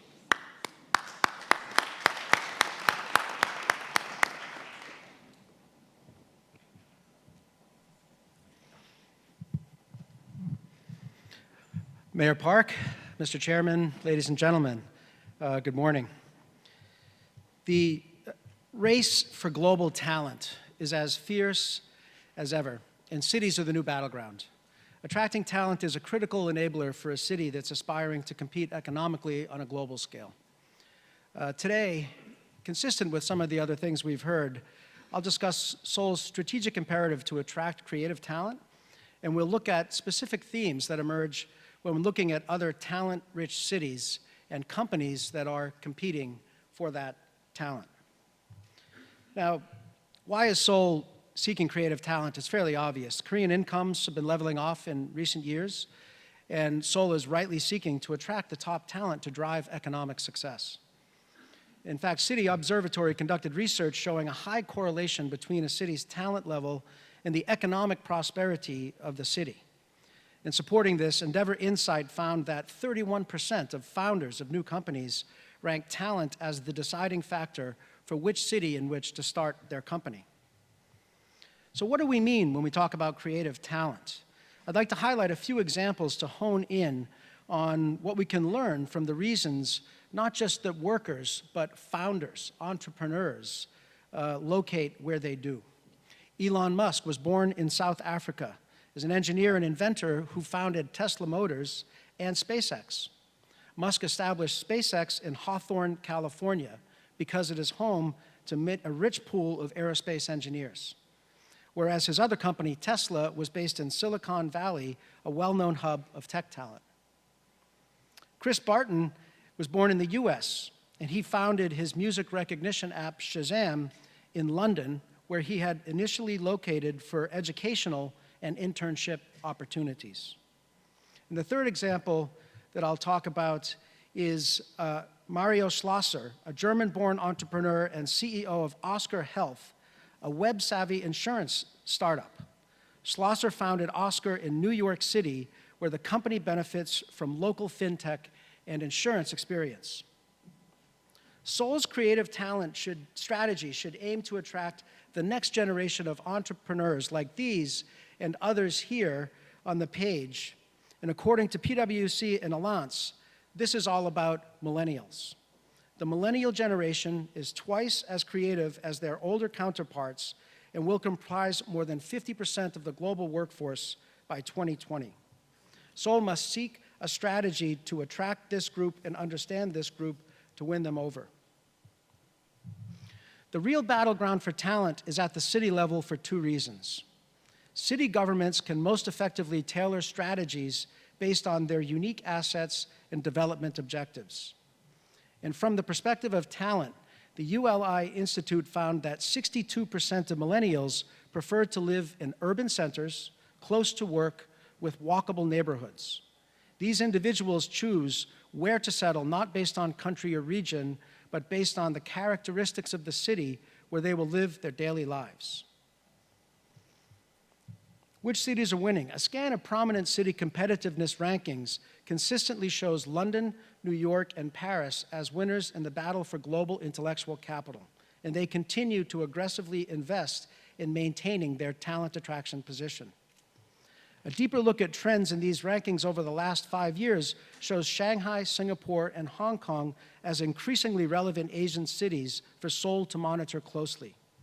Shanghai has moved up an average of 9 spots on the talent and innovation ranks faster than any other city globally. Singapore has also been a top mover and, along with Hong Kong, has maintained a top 15 ranking through the last 5 years. Notably, Seoul is a consistent presence in the top 15 and has established itself as a creative center with burgeoning digital entertainment and global K-pop popularity, among many others, as has been mentioned. When we look closely at these cities' efforts, we see common themes in their strategies. First, they all work to foster the expat opportunity. Creative talent is drawn to transparent meritocracies and transparent rules and regulations for business. The cities that are winning the talent war invest in clusters of innovation and have business cultures that accept differences in culture and professional practices, the diversity that we were just talking about. Second, they cultivate the city experience. For the next generation of talent, city experience and lifestyle is driven by the cultural richness offered, as well as confidence in the basics of healthcare, sanitation, safety, and the environment. And lastly, the winning cities invest in educational networks. Top universities and business schools draw top talent and feed this into the local workforce while fostering an ecosystem of business leaders and educators that connect the city to the global talent network. In the next few pages, we'll talk about some examples from these cities that may spark some additional ideas to supplement Seoul's impressive portfolio of talent attraction initiatives. And not surprisingly, many are similar to initiatives already underway here, but the word is that every city is continuing to invest. In Paris, Hall Freycinet is the example on the page, but actually Singapore has invested over $4 billion in the 20-year development of the Jurong Innovation District. This project aims to merge professional workspaces and business sectors with startups and urban living to form the next generation community. And Shanghai, which I mentioned, has focused on easing its entry and exit requirements. In 2015, the city passed 12 new policies that simplify immigration arrangements. One policy eased renewal frequency for residence permits from 2 years to every 5 years. Another new policy allows international students to easily apply for residence permits through internships or other academic programs.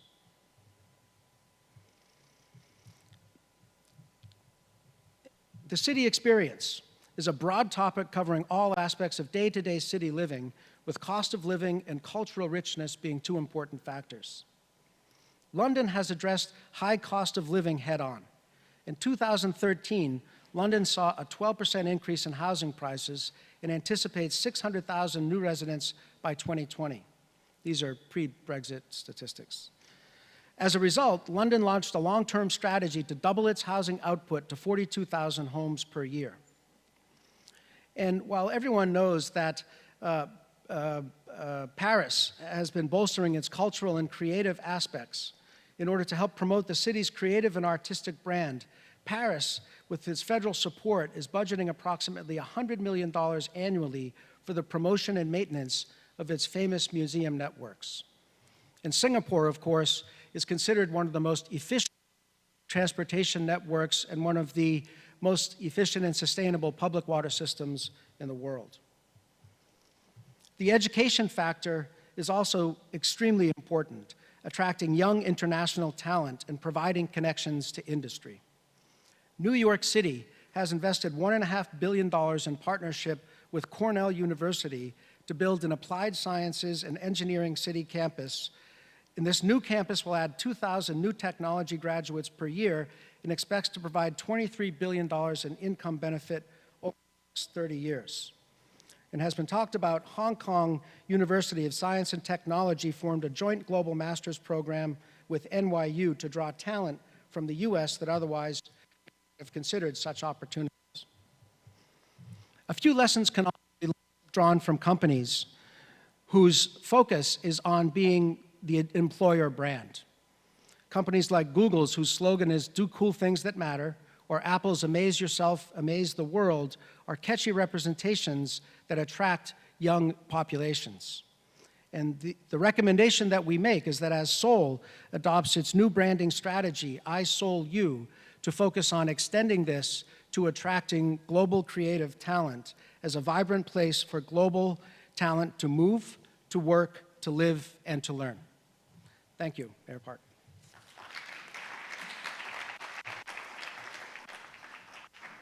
Thank you so much, Kevin. I'd like now to move to Chris Forbes. Welcome.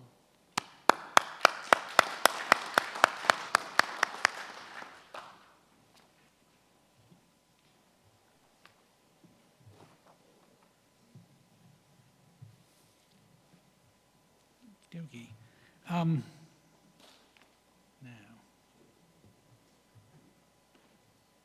Next slide. This is the export, this is the record.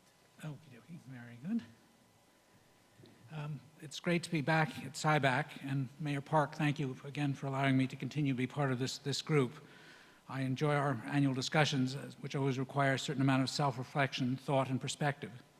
As part of Forbes, I've had the good fortune to have visited many cities around the world, and while many cities want to promote growth in technology or life sciences in general, it is interesting to see the slightly different focus here in South Korea on creativity. President Park's launch of the Creativity Economy Initiative in 2013 has really highlighted the importance of creativity in developing long-term and sustained economic growth. Creativity or innovation is what is needed to address the social challenges such as rising inequality and underemployment, a rapid aging society, and an emerging environmental problems. Why creativity? Before we jump into what Seoul can do to attract global talent for its R&D and creative industries, I think it is important to focus on the importance of the creative sector generally. We are fully aware of the rapid rise of the South Korean economy over the past decades. The challenge of growth is the ability to maintain it. Creativity is critical to enabling ongoing growth. When you think of an economy, there are traditional creative sectors like film, theater, design, and music. They can be significant. In the United Kingdom alone, these sectors were $100 billion in size last year. There is economics and business creativity, which is also expressed as innovations, IT, mobile communications, digital media, and the internet. The ability to create, as distinct from the ability to produce, is critical to improving the economic and social well-being of society. Japan, as your neighbor, is a good example of an economy that perhaps has not successfully fostered creativity, creating serious challenges to the next generation. In a study conducted last year by the Martin Prosperity Institute, part of the Rothman School of Management at the University of Toronto, South Korea ranked 31st of 131 nations on a creativity index that consisted of three main criteria: technology, talent, and tolerance. While South Korea was #1 of all countries in technology, largely due to leading broadband and mobile access, it ranked roughly in the middle, number 70, for tolerance. Talent is, of course, the component of creativity, the index that we're most concerned about here today. Despite ranking at the top in terms of educational achievement, measured by level of degree being in highest value, South Korea's talent quotient took a hit because of the overall percentage of creative class relative to the general population was lower than that of other countries, some 20% of South Korean workforce, compared with 30% for the US and 39% for Ireland, which ranked #1. Some of this may have to do with the actual opportunity costs associated with going into a creative field in addition to demographic trends. But the implication here is that there is room to develop South Korea's creative class even further. Tolerance for South Korea was not at the level of other countries that are naturally more heterogeneous in terms of minority groups. Still, Korea is leagues ahead of many other countries. So how can the City of Souls and cities like it foster the growth of creative talent? That is, the talent that is inherently entrepreneurial, risk-taking, and groundbreaking in areas of arts and sciences. As an American going through a rather strange election here in my own country, let's avoid the topic of immigration policy at the moment. Instead, let's think about what helps attract smart, creative, and talented people to a particular geography over the long run. Seoul is not San Francisco or London, and it does not need to be. Seoul has its own strengths and weaknesses, but one critical element is its identity in terms of attracting creative talent and how that needs to be perceived. I think that Seoul and other major metropolitan areas can attract and retain creative talent, being its own city and fostering a positive environment for entrepreneurs and thinkers. The arts can create an atmosphere of this kind of tolerance and the perceived receptivity to new ideas, the kind of ideas that enable the next great innovation. When you think about the internet, mobile computing, and social media, it is hard to imagine their existence outside of an open society. That is, a society that permits the sharing of ideas and perspective. Art is, in the essence, a gateway to open expression and idea sharing. I'm not going to overemphasize the role of art in attracting creative talent, but I do want to say that it can be a powerful force for change. Recent festivals like the Street Museum Public Art Festival, which took place in Pyeongdong earlier this year, is a good example of the type of activity that demonstrates an openness to new ideas. Cities can play a role in encouraging the arts and doing public good at the same time. For example, many years ago, a fun one, was the painted cow sculptures that graced the metropolitan landscape of New York City. The cows were part of a public art exhibition called the Cow Parade, where cows were created by local artists and then later auctioned off for charity. The program, while idiosyncratic, has been adopted throughout many cities in Europe and in the US today. What I love about this project is that in addition to looking and adding interest and levity to the landscape, it tells the world that creativity is valued here. Local universities are a starting point for many young thinkers who can immediately see that they are in a place of ideas. Art suggests tolerance, which attracts creative talent. Once a city like Seoul commits to a strategy that it would include using the arts to promote openness and tolerance, the next step is execution. There are many cities that have arts, visual, performance, and otherwise. The art does not bring the creative talent on its own. Execution is critical. I believe that to execute a successful strategy that has the potential to transform the perception of a city and ultimately impact the attitudes of its residents is critical to do three things: prioritize, partner, and promote. Prioritize. South Korea is a science and technology leader today. After Israel, Korea is the second most R&D intensive country in the world.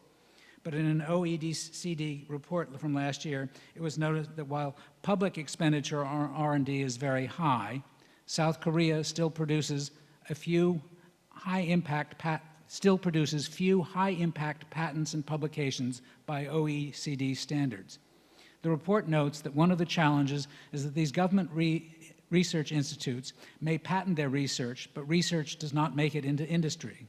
Furthermore, the research is not always focused on the projects that address real commercial or social needs, from rising income inequality to environmental pollution.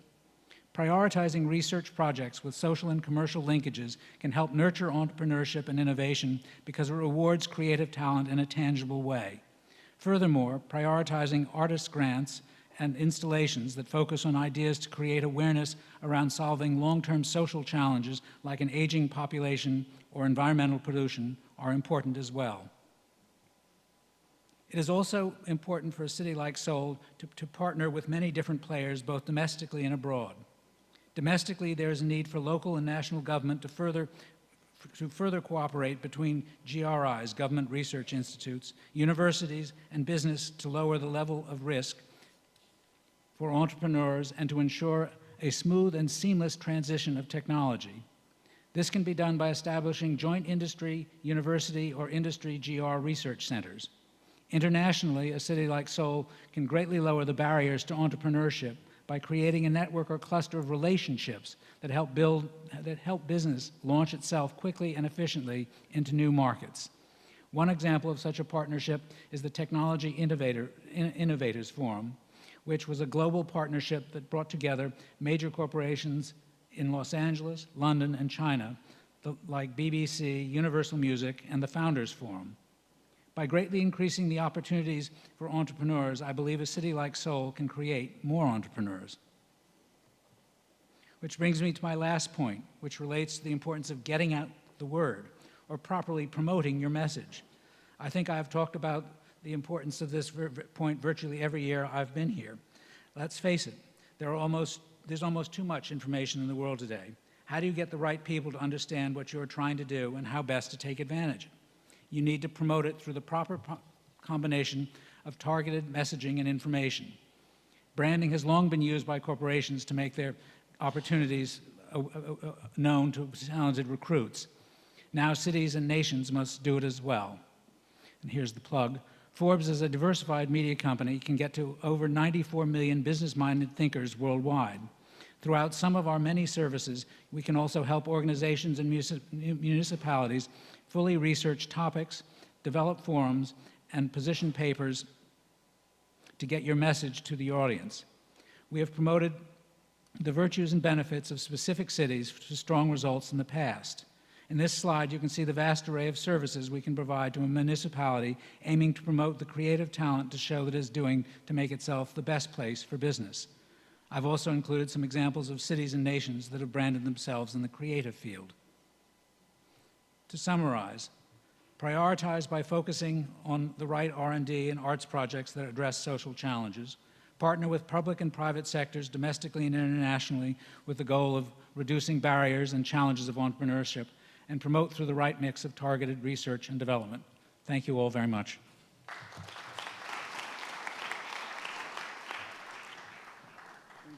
Thank you, Chris. Could I ask Jean-Louis to come up and give us his remarks? Thank you for being here.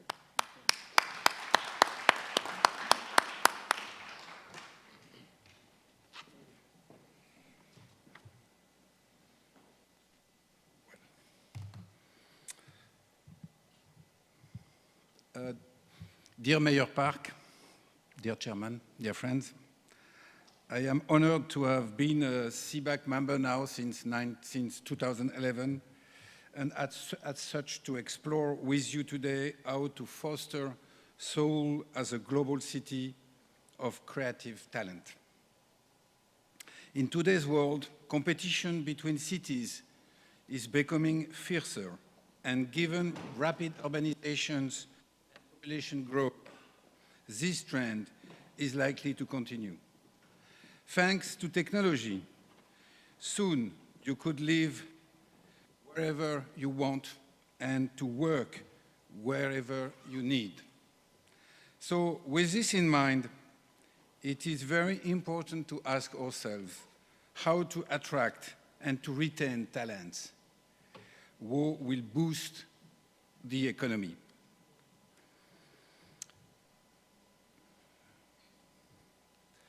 Seoul is one of the most attractive cities in Asia, but want to attract more foreign talents and investors. This is because it already possesses distinguished attributes that correspond to talent needs and expectations. What are these assets? Well, of course, an impeccable and reliable digital infrastructure, a must-have, given the disruptive nature of the digital revolution. Support for their businesses and creative endeavors, that is, openness to investment, support to startups and R&Ds, a pleasant and affordable residential environment, including air quality, and things like good infrastructures, cultural and leisure opportunities, and of course, for a French, good food. But what else could the city offer so that talents choose Seoul over other cities? To answer these questions, it is first important to consider who the talents Seoul wants to attract are. I believe, and I think most of us will agree, that millennials and the eldest of Generation Z make up a large proportions today and tomorrow's talents and should be, in that respect, the target populations for the city. To foster Seoul as a global city of creative talent, it is hence important to understand specifically what millennials and Generation Z want to be able to anticipate needs. I have chosen to focus on two major trends in talent demand, which I believe will contribute to shaping the competitions between cities. The first one, the strong demand for higher education and support of entrepreneurial ventures. Millennials are the most educated generation yet, and younger generations strongly value higher education. Expectations with regards to higher education are changing. Future talents demand more digital and collaborative learning opportunities and demonstrate growing entrepreneurial spirit. Second, the demand for a more sustainable way of living and doing business. Numbers are quite telling in this regard. 75% of the millennials and Generation Z are willing to pay more for sustainable offerings. 80% of them want to work for companies that care about social and environmental impacts. Millennials support of stricter environment policies and demand more renewable energy. Their concern for sustainability extend for their consumption patterns to the city in which they live. A city's environment has always been a crucial part of a city's attractiveness. For instance, cities such as Beijing or Shanghai have suffered from poor environment management, having to deal with issues of air pollution that drove away talents. Given the two trends I just explained, I believe that several overarching measures could help Seoul attract and retain talent. First, Seoul should reinforce measures to make its higher education system more attractive to international students, who will be more inclined to stay or come back to their city if they have studied in Seoul.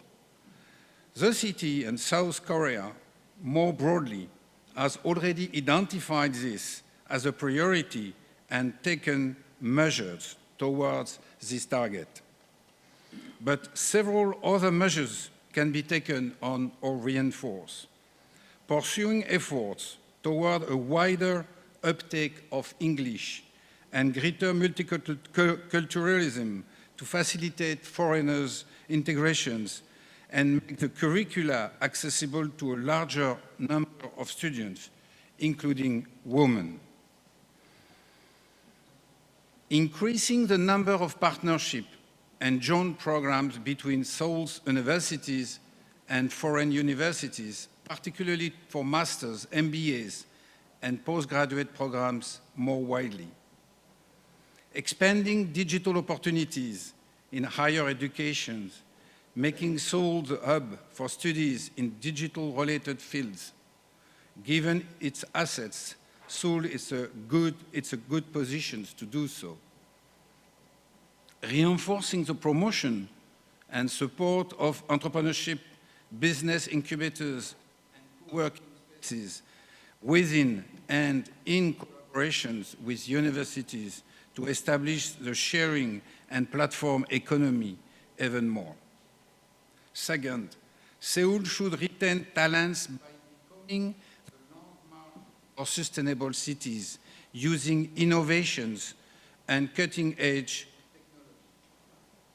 This is a critical endeavor because a city can be very attractive, but many means, but it will struggle to retain talent if it is not performed in environment. So, we encourage Seoul to pursue its effort toward greater resiliency with urban renewal projects, blue and green corridors across the city, pursue efforts to limit all kinds of pollutions, and finally, promote local loops of resources. I will not extend myself, but just I would like to say that a city, it's also full of resources. And what we have to try to do is make as much as we can without any resource necessities more than the one she's able to produce.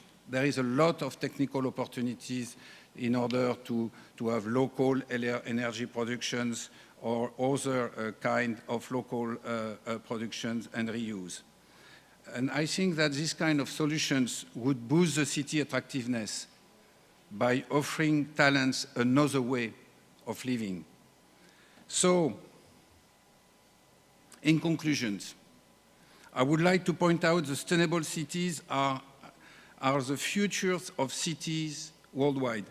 Cities are transforming themselves to become more virtuous, eco-friendly, smart and collaborative, with digital infrastructure, sharing culture and inclusiveness. Seoul is well headed to become a pioneer to tomorrow's cities. Combined with higher education opportunities that correspond to talents' needs, the city could become even more global city for creative talents. Thank you.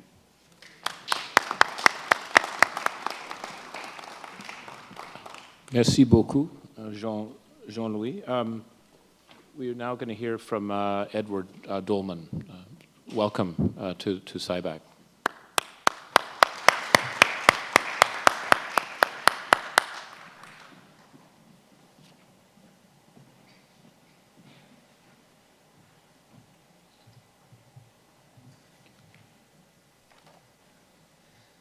Good afternoon, everyone. It's a great honor to be here. Thank you, Mayor Park. Thank you, Dominic. A lot of what I'm about to say actually has already been covered fairly extensively in other presentations. But I must say I was reminded about the challenge that South Korea and Seoul faces in terms of attracting foreign talent to come and live and work in Seoul when I went to the exceptionally good Museum of History, Seoul. It's just down the road from the Four Seasons. I went in, I learned a huge amount about the history of Seoul and the history of South Korea. But what struck me was that it wasn't until 1897, under the establishment of the Korean Empire, that the country opened its borders to foreigners almost for the first time. And until then, it had been a completely closed society. And to put that into perspective, let's not forget that by then, the United States had established itself as a world superpower made up almost exclusively of immigrants. So there is a big cultural challenge, I think, that still remains here in Korea, just 100 years later, to establishing it as a social environment that is attractive to global talent.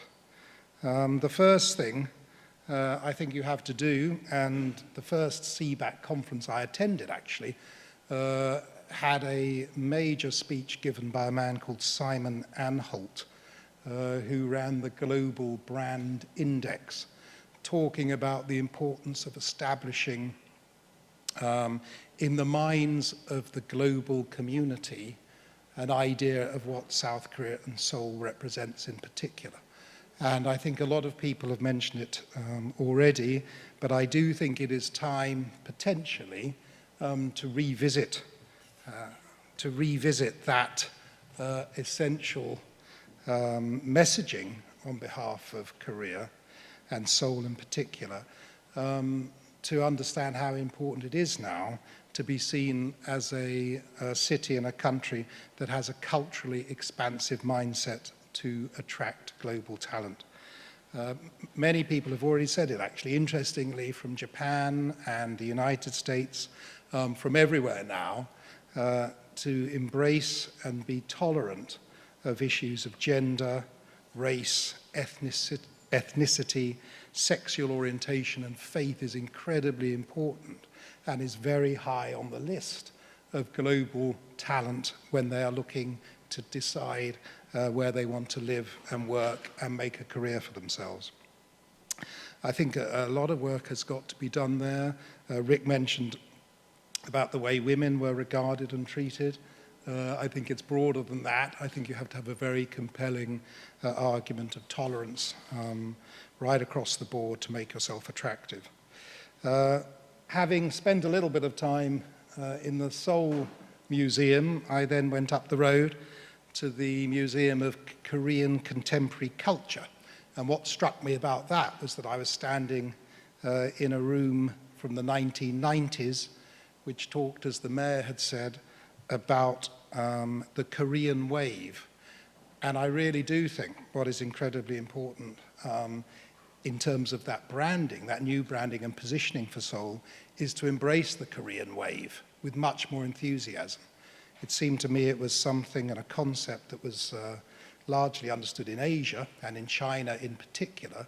But I think if you look at what the Korean wave means, and it was about this extraordinary resurgence of music, contemporary culture, K-pop, for instance, which we've talked about, represents what the Korean wave really is. And I think if the Korean wave could be used as the basis of a strong branding exercise for Seoul as a city, I think it could do a great deal in terms of attracting global talent. I'm in the art business. I sell art, and it may not be known to many of you just how important Korean contemporary art now is in the international art market. And I think that is something else that you should seek to utilize and leverage at this moment, because there is a huge interest and respect for contemporary Korean art and culture. So that's the big picture. I really do think there is a major need to reposition Seoul in the minds of the global community. A lot of people have been to that, and those are some ideas that I have on that front. Going specifically and going right down to the details of what individuals really want when they relocate now, and I have to say I can thank my wife for a lot of this, because she is in charge of talent recruitment for the Ford Foundation, which is a major philanthropic organization based in New York, so spends her whole time talking to global talent as they consider relocating from all parts of the world. There are a whole sort of laundry list of specifics that they tend to look for, and I think it's something that the mayor should really look to address here. How salaries are paid, what currency salaries are paid in, how the tax is treated here. I know there is a broad and favorable sort of tax deal for foreign workers here. I think they can opt to pay 18% tax or whatever, which is extremely competitive worldwide. If that's the case, please utilize that. But I think the most important point here, as I wind up, is to understand what global employees want. It's almost the first point on this talent acquisition strategy. I think you'll be very well served to go around actually surveying global talent to find out exactly what it is that's determining their decision making, and see how you can adopt the messaging and positioning of Seoul to embrace and deal with some of those very specific issues. So that's it, and I wish Mayor Park every success in attracting global talent, and I know that you will have great success.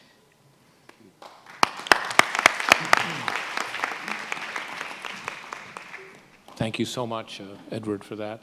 I'd now like to invite Roland Busch from Siemens to come. Welcome.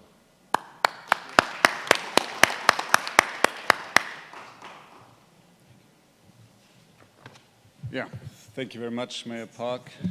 And friends, may I say so, to be here again. Well,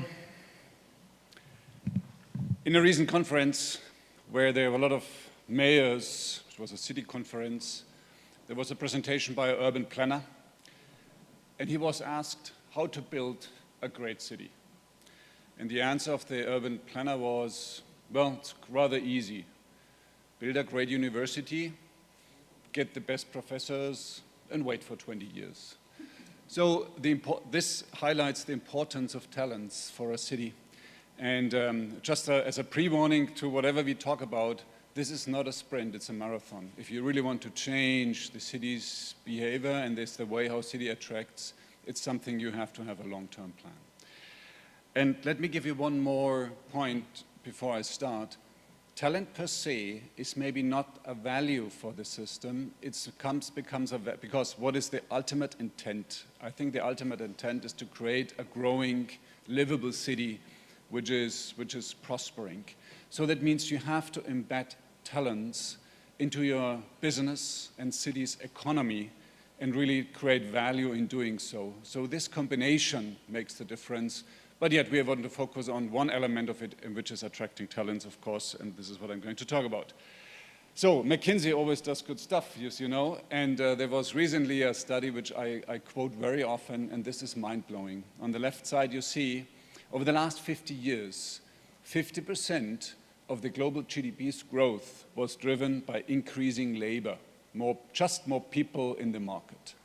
If you tune the clock now 50 years forward, this goes basically down to zero, which opens a gap of 1.5%, a productivity gap of 1.5%. If we want to grow, as we did in the past, what we do, because we want to get more people out of poverty, and this, the way how we are driving economy should be on the same level. So this gap has to be closed by a couple of measures and growth drivers. One of them, it's a combination, is urbanization. Urbanization is one of the sustainable growth drivers of economy because it's the most efficient, effective way to provide infrastructure for people. But a lot of things are technology-driven. Digitalization, one of the big productivity drivers, infrastructure, and along with that, of course, education, diversity, and sustainability. So, if you take the innovation part about it, innovation, new technologies, digitalization, smart cities, the requirements for the new jobs which you're looking for are completely different. You need a different capability, set of capabilities for the people. There are studies saying that 65% of the jobs which people who are studying currently are even not known yet. So they are still to come to define what these jobs are. So that makes, for me, a kind of a first insight into what kind of talents you're looking for. And again, you have to embed it in the working environment you're looking for. So let me start in looking for the, I still spend a lot of time in analyzing before I come to a conclusion, but this is by purpose, by the way. Let me start with the situation. Number one, Seoul has a very good starting point. 30% of the capital investment goes into the city of Seoul, and regarding talents, 20% of the city's workforce are from abroad.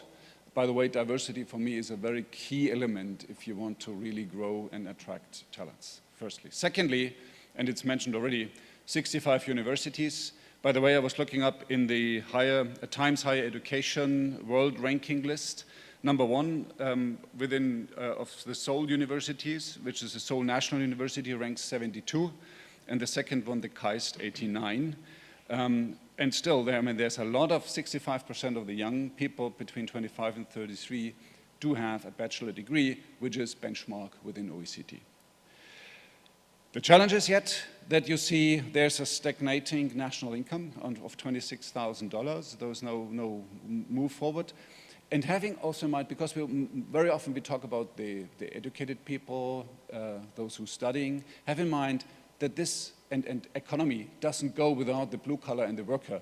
85% of your foreign workers don't have a vocational training, so basically not trained. That's another element we have to look at. And then, coming to the other point, still, you're spending high amount of R&D, the highest compared to other cities, but still, there's the constantly improvement and ease of doing business is also going forward, but still, we do not see any kind of impact on your economy and changes. So what is now the recommendation? And as I said before, first of all, I recommend to shape and strengthen Seoul's USP as a hub for innovation, and there is one. You do have top universities. You do have strong global corporations here, small and medium enterprises. You do have a startup scene. You do have a diversity in your workforce. So therefore, these are all elements maybe not well known yet, and this is one element you have to make that more visible to the world, but strengthen this combination, firstly. Secondly, don't forget vocational training of your workforce. This drives really ultimately your economy. This is a very, very interesting element. Germany does that very well. Next point is academia. Embed your academia much stronger with your business, business environment, which you do have. You might want to have a look into Germany. Look at Fraunhofer Institute, Max Planck Institute, Helmholtz Institute. They are very much embedding very strongly with companies and driving their agenda and, of course, innovation from there. And they're attracting some of the best people in the world. And last but not least, and I completely align with what said before, you have to ultimately underline the whole thing with a livable city. Create a place where people want to live. We made a study, and I have to say that, with our city performance tool, which tells you that you can reduce, for example, your CO2 footprint within 6 years only by 23%, and you could create jobs by 2025, 300,000 more in the building technology area, 1.5 million in transport, another 100,000 in new energy systems. Maybe a bunch of these jobs are exactly these jobs which are not known yet. And last but not least, build upon your diversity and culture, which is another element and magnet of attracting talents. Thank you.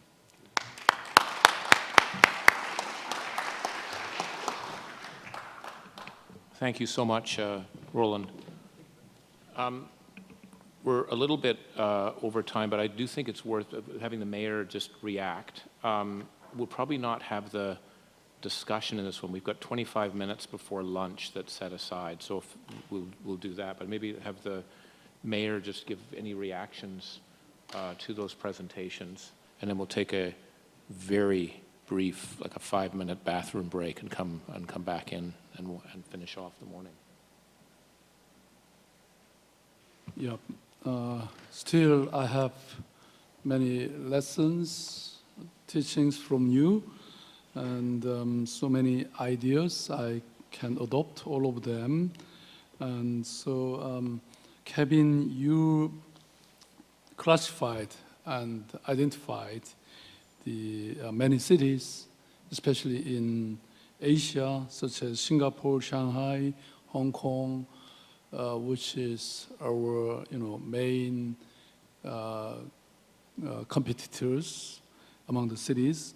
And you emphasized and suggested many indicators of making success in performance of the cities of Seoul. And we have the challenges, as you mentioned, in terms of cost of living, environment, especially air quality, and open business culture. So, but many of the regulations are in charge of the central government. But we should do our best to change and to, bring more reforms and of the free business culture. So I will try, and it's very much impressing idea, slogan that top talent is attracted to cities rather than countries. So it means we have more responsibility rather than the countries. And also, Christopher, you mentioned and emphasized the creative industries, and I should confess that we highly depend on the big businesses and the manufacturing for the long time, such as car, electronics, semiconductors, and cell phones and so on. But we, from now on, we should more focus on such a,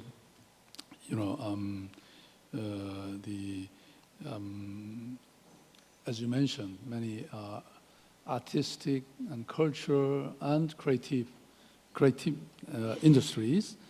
And so you show the Global Creativity Index, which is very symbolic to us because Korea is relatively lower than other OECD countries among the 45 countries.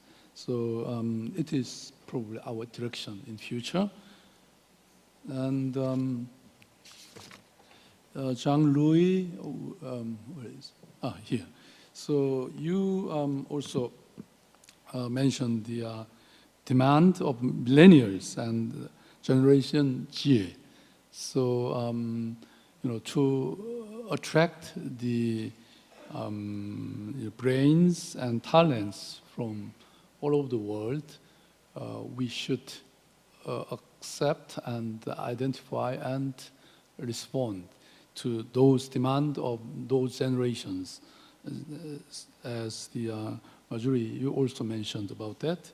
And you also emphasized the green generation and the blue and green corridor project. So we are in the process of consultation with Suez. So I'm expecting to get more detailed ideas and suggestions through that. Thank you. And Edward, you also, I think you're the core of your emphasis. So yeah, thank you.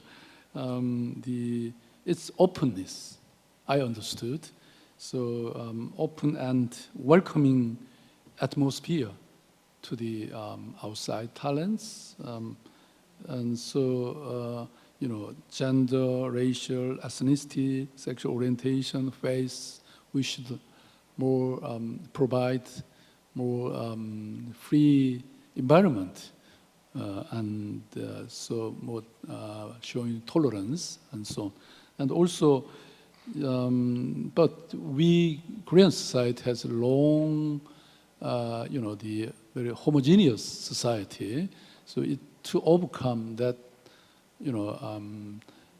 atmosphere and culture, it will take some more time. But still we are very highly and rapidly changing.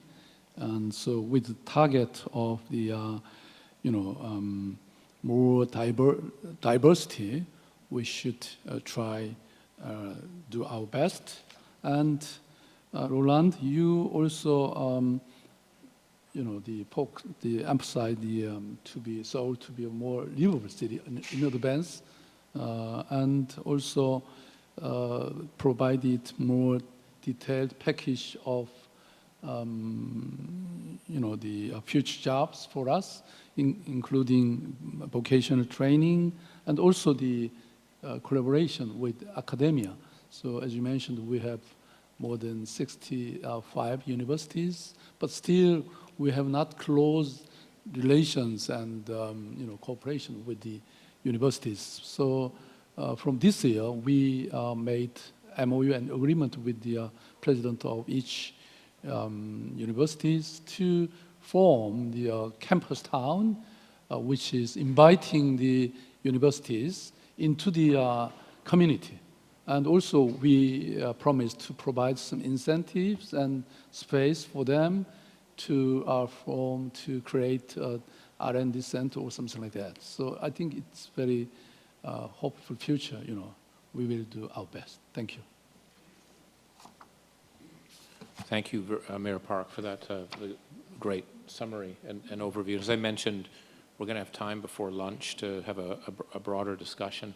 So could I suggest we take a 5-minute bathroom break and then come back and finish the last set of presentations before the press conference. Thank you very much, Mr. Barton. And as announced, we're going to take a very short 5-minute break, and we will return for session 3, Positioning Seoul as a Regional R&D Hub in Asia. Thank you.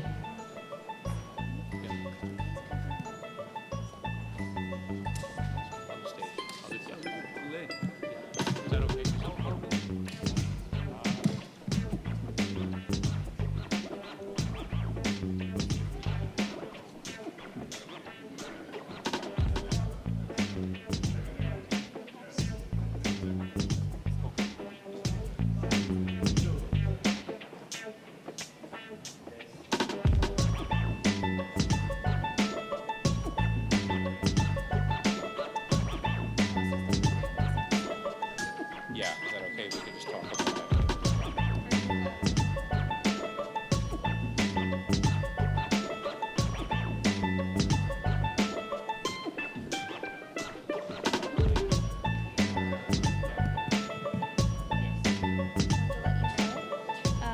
Because I was looking at what they were showing. Here, where it says companies where they have their R&D hubs, you can say, we just did a press search when you look on websites, and like they mentioned that GSK has a hub here, but when I look at the website, they don't have a major hub in Seoul. So this is like the major R&D centers on the website.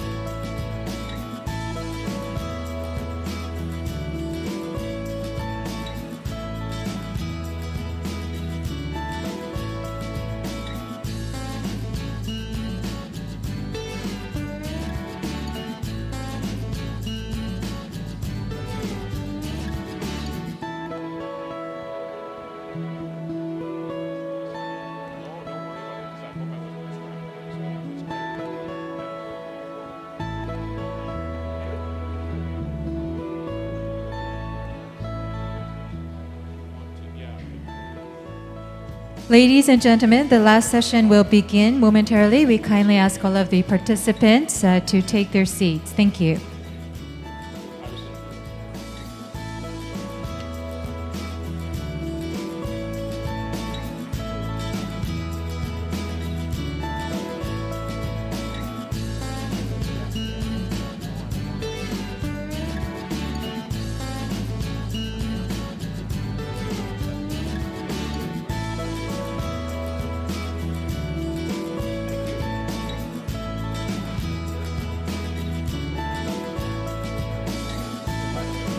Once again, ladies and gentlemen, when everyone is seated, we will begin our last session. Thank you.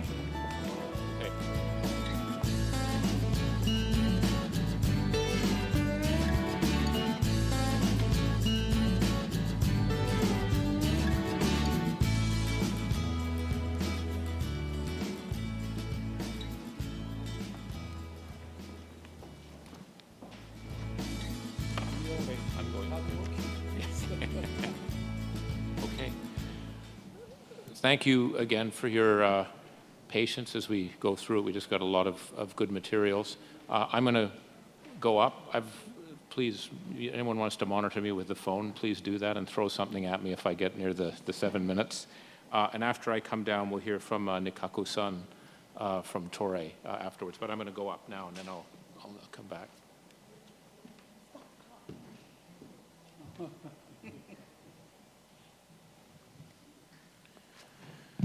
So I wanted to focus on the R&D element of the opportunities for Seoul. And basically, there's really three main points. One is that we need to attract more foreign R&D efforts and hubs into Seoul. Seoul does a lot. And we think there are two broad areas that Seoul could do much more on because of competitive advantage. One is healthcare, and the second is actually the whole IoT space, which is going to be a $1 trillion set of opportunities for the world, and Korea can be there. So quickly, if you just look at on the R&D side, and Roland mentioned this in some of his charts before, South Korea actually does more as a percentage of GDP than any other part of the planet.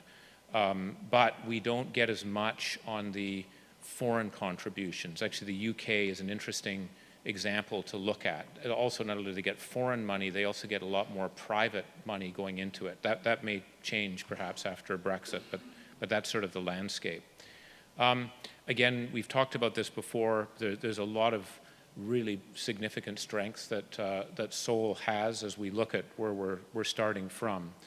But again, we think the two areas where there's a significant opportunity given Seoul's strengths and the forces in the world are in healthcare and biomedical innovation, and then the Internet of Things. Healthcare spending just in Korea is going to be a huge business in and of itself. Globally, it'll be one of the top 3 businesses in the world, healthcare. It's going to have to reform because we can't afford as humanity to be able to do it in the way that we're doing it, particularly with the aging population.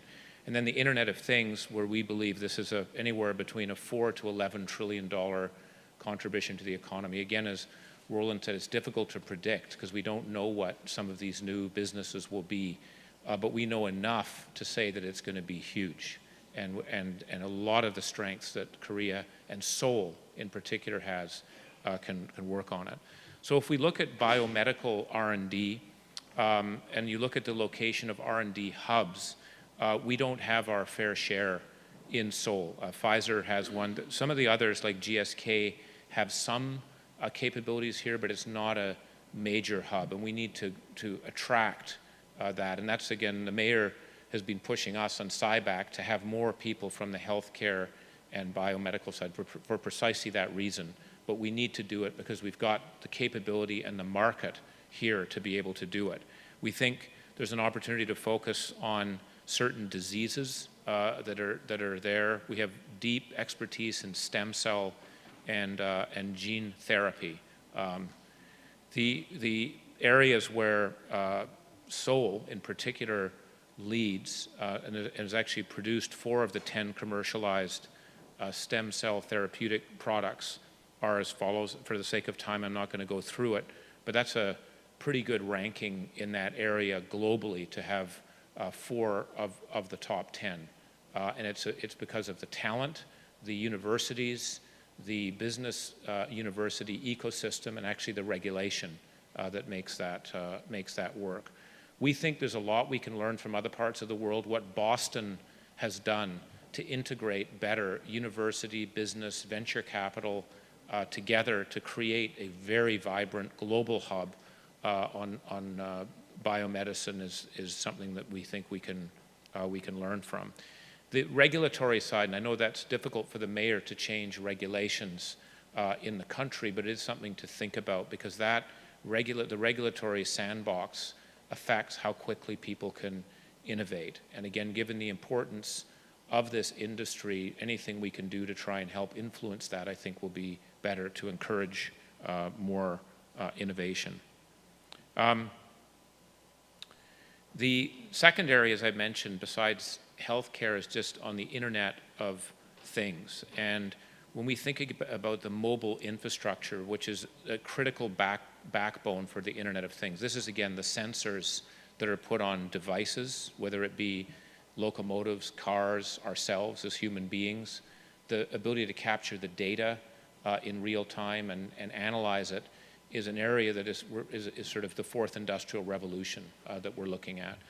And we think, again, there are many sectors where Seoul could lead, whether it be in consumer electronics, the automotive industry, manufacturing.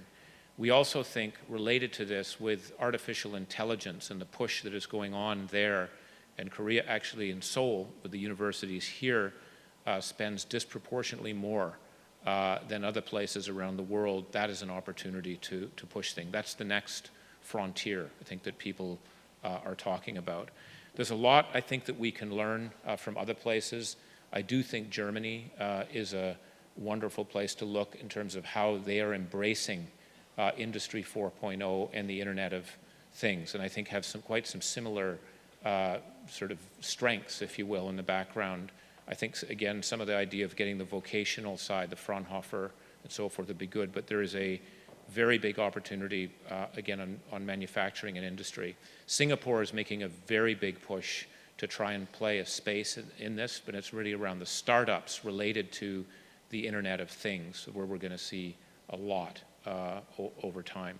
These are just some examples. For the sake of time, I'm not going to go through them, but again, there is the industry base, there are the companies, there's the technology, there's the research, and there's the location to be able to really make this an ambition for Seoul as we look ahead. And again, on the AI side, South Korea has already invested over a trillion won, and a lot of that is happening in Seoul.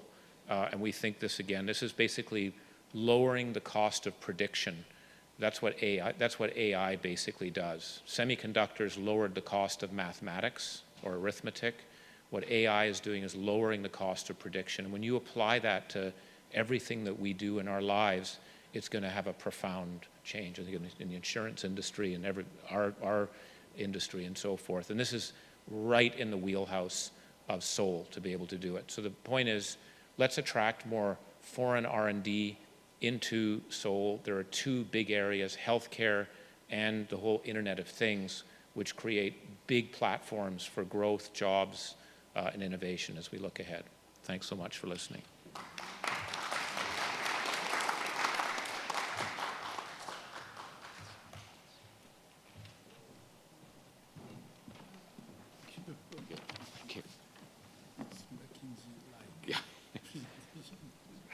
Good morning, Mayor Park and ladies and gentlemen. Today I'd like to talk about the Tory Group's R&D strategies based in Seoul. Here is a company profile as an overview of Tory Group. The Tory Group has global operation in 26 countries.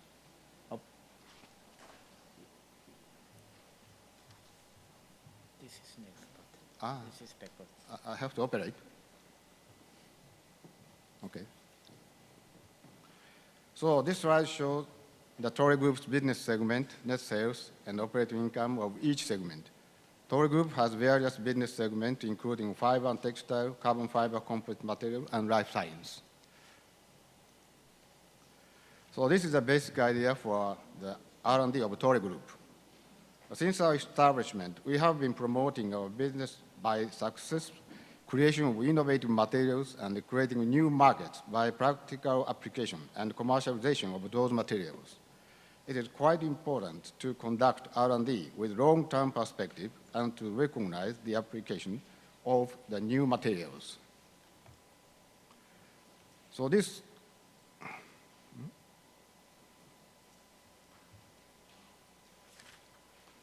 So this slide illustrates our history of the creation of advanced material and our business expansion. We have been expanding our business during the past 90 years by producing many products from innovative advanced materials and creating new values. So this slide is the history of carbon fiber development. Toray is the world's first company to start commercial production of carbon fiber in 1971. Though it took some period, we started to apply carbon fiber for aircraft and industrial uses, finally in 1990s. So this is our business footprint of water treatment business. We have started our research of RO membrane in 1968, and 12 years later, in 1980, we have launched full-scale productions. In 2001, we completed to supply our membrane to a large-scale seawater desalination plant. As you can see, it takes quite a long time to develop the advanced material and to find the practical use of the advanced material. Back. Okay. This is a summary of Toray's global management profile.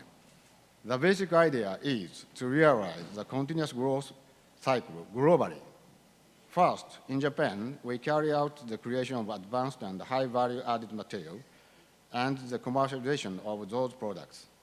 Then, in the suitable overseas location, we develop the product applications to meet the local needs and cost competitiveness. By constantly carrying out this cycle, we can balance monozukuri, both in Japan and overseas, and realize sustainable growth with a long-term vision.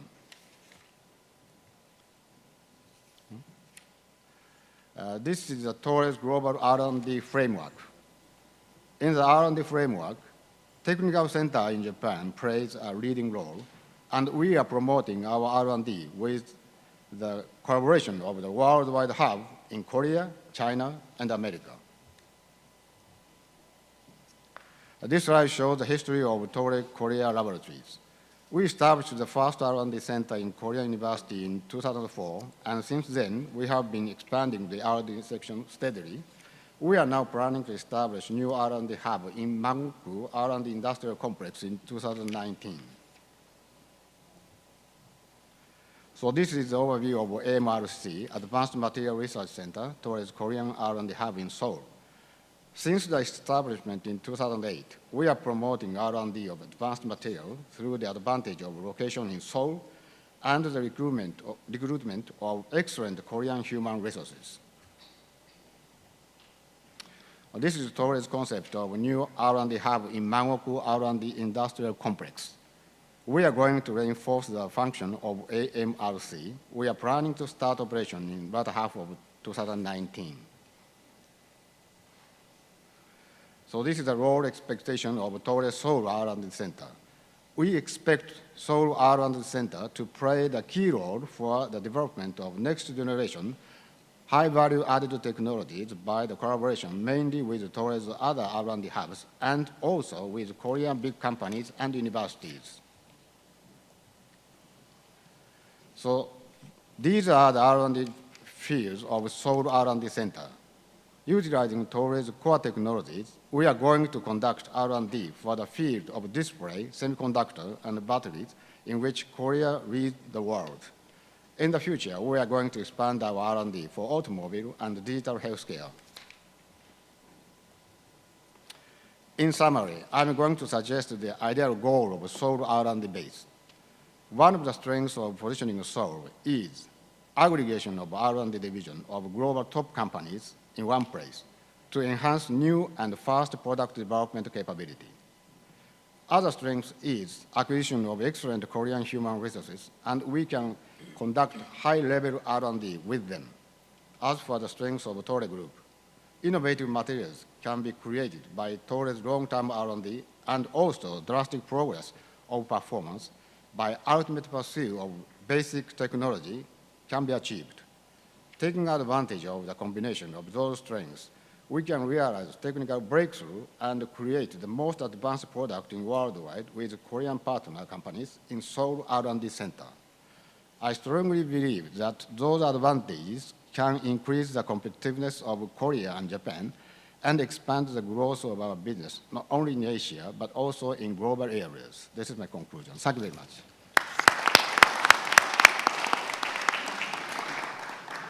Thank you very much, Nakaku-san. That was an excellent, specific overview. You know, it's easy for a consultant to talk about that idea of having local R&D. You do it, and you've done it, and you showed us how you do it. So thank you for that the presentation. I'd like to now ask our newest member, that's Ms. Yan Lan, to come up and speak. Welcome.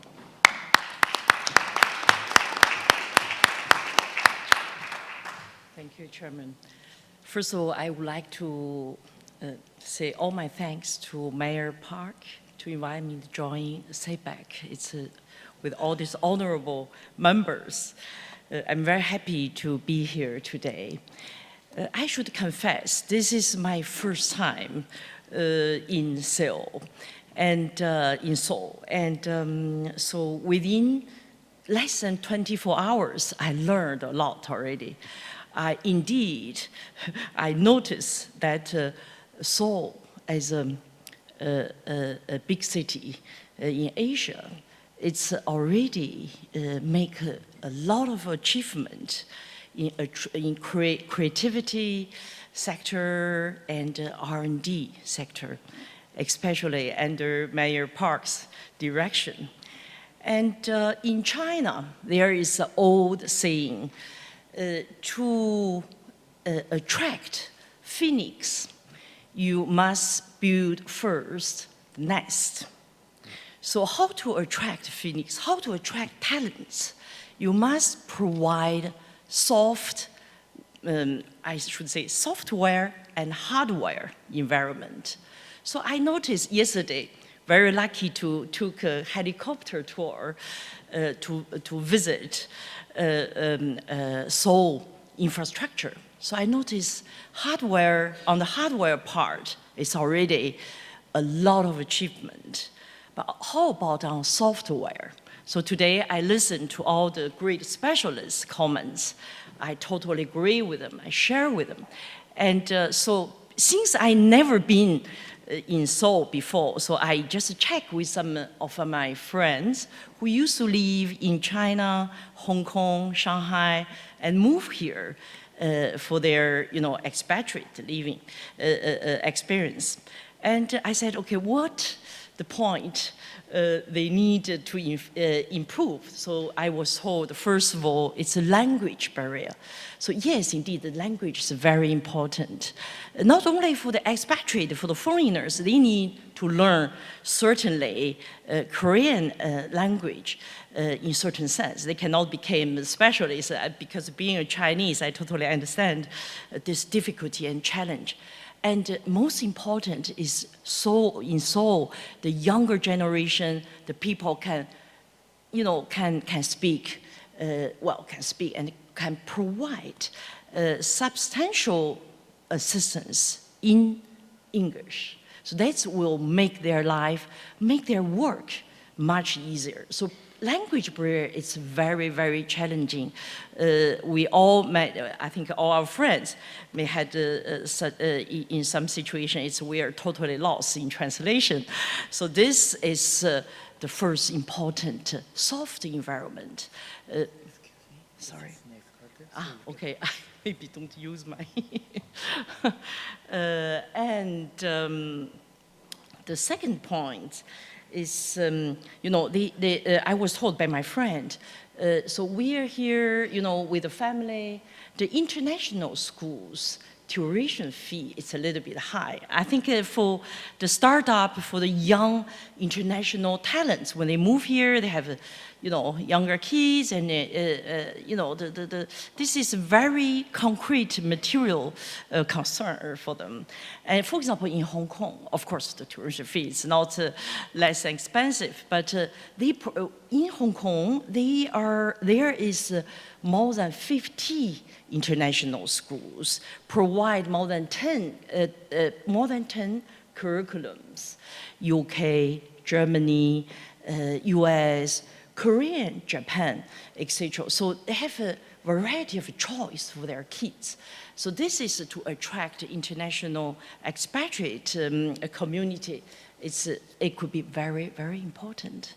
And the third, it's they little bit complained, saying that, oh, we don't, for the out of work service, the government already provide some, and in comparison with some cities, in Hong Kong government provide online online discussion forum for foreigners to connect them, each other, etc. So maybe some little things can improve their, their social life here. The fourth point I want to underline is already a lot of members mentioned is education. Education, I noticed, as Mayor said, you have already a lot of universities. It's amazingly a lot of university here in Seoul. But only thing I think about is so how many international schools, top international one in Europe, in US, have their either R&D center or program or campus here.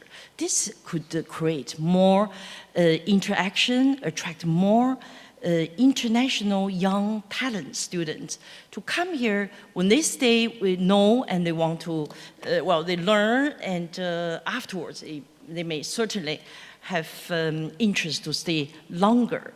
This will contribute also to this international talent pool.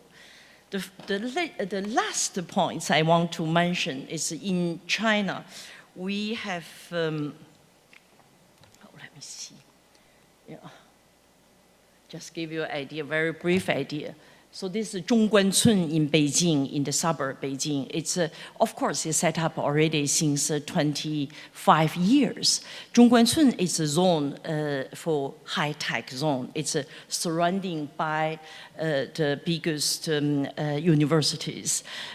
What is interesting is after 25 years development, today in Zhongguancun, there are in total 25,000 companies, high-tech companies, among which the international one, just name it, Google, and also all the high-tech companies are there, and also a lot of Chinese startup. What is important is, again, is how to attract them to this zone.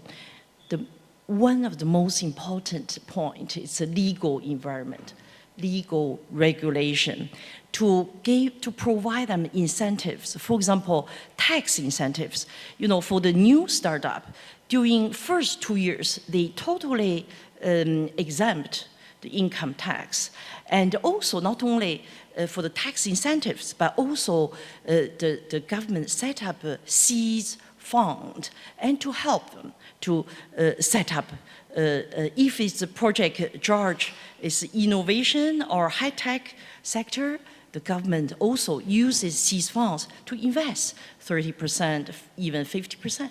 So it could be very important on this sector. So this is my preliminary observation. Thank you.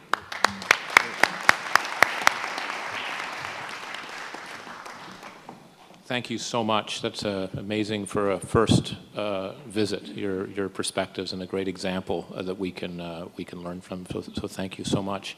So I'd like to ask Rudy Schley. So from our newest member to one of our most experienced or senior members, Rudy, over to you. This is next button. This is back button. Got it? Which is the button? Okay. Next button, back button. Okay. Thank you. Senior or old, Chairman? Mayor Park and Chairman Barton. And Sanjeev, we're on the dash to the last, so you're up next. I would like to, first of all, compliment the South Korean country, Seoul, and its academic institutions and commercial companies have shown an extraordinary commitment to research and development. And we're here today basically to say, how do we get better? Not we're in trouble. And that's where I would like to go in this set of discussions. The data shows that South Korea is the world's largest investor in R&D. In the Bloomberg Innovation Index, Korea topped this index for 3 years in a row. It's regarded as one of the most innovative countries in the world, a major global recognition. South Korea's spending has soared to more than 4% of GDP, more than any country in the world, and double that of China and the European Union. If you examine researchers per employed 1,000 people, South Korea ranked 4th in the world. South Korea ranked 1st in patent applications per 1 million people in 2014. I look at this as indicating not only a major emphasis on R&D, but a push to commercialize this investing for the good of country and citizens. I think this is an indicator of we are serious about getting a return from this investment. However, academic publications output has doubled since 2005, but still lags behind Japan. Most publications are in chemistry, engineering, physics, and life science. I mentioned that South Korea has topped the Bloomberg Innovation Index for 3 years in a row. Countries that South Korea topped were mostly senior in national establishment, and I think this is also an indicator of where South Korea has come from. China hasn't been standing still and is outdoing South Korea in a number of technical fields. However, one of the things that was mentioned earlier in some of the discussions was South Korea's efficiency of R&D is relatively low.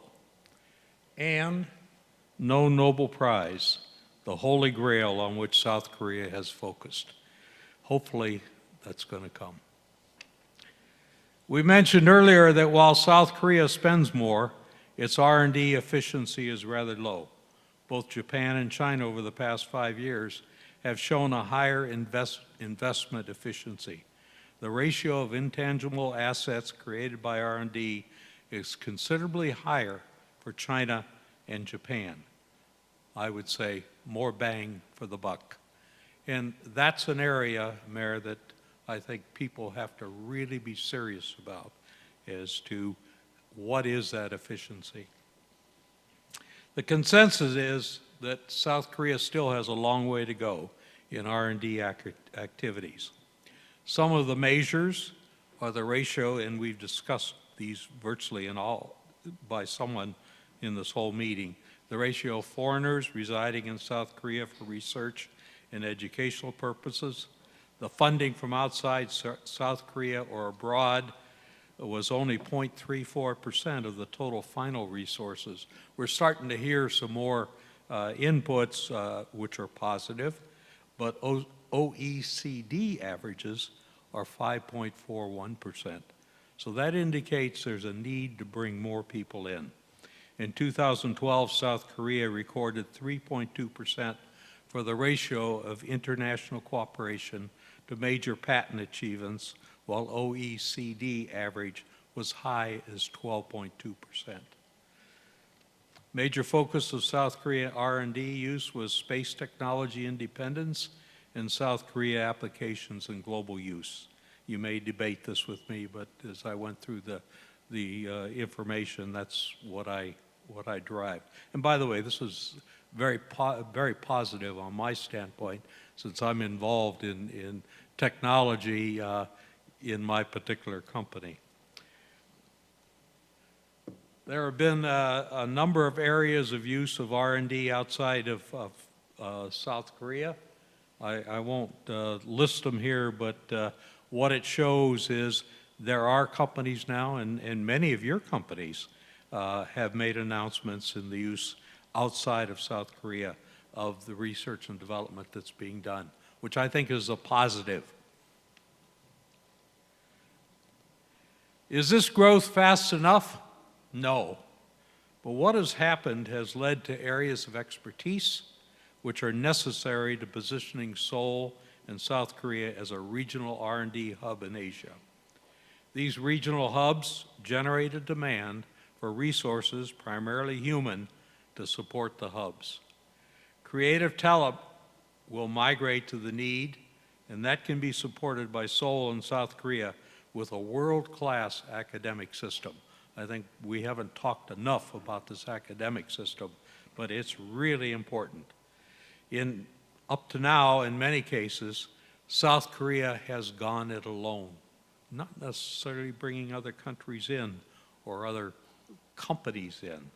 The bottom line is there's a need to increase the number and investment of global players in the South Korean R&D effort. Thank you very much. Thank you very much, Rudy. Now, as Rudy mentioned, our last presentation is going to be provided by Sanjeev Gandhi. So Sanjeev, welcome. Thanks for doing this.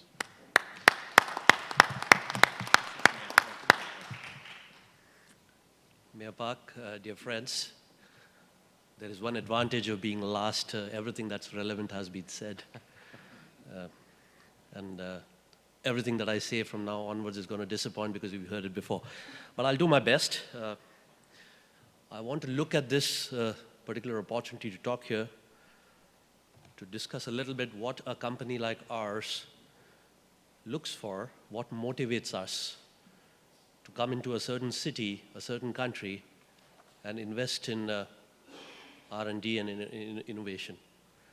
Our 151 years of heritage and innovation gives us a little bit of expectation of what we anticipate as feeling welcomed when we try to set up something in a new city or a new country.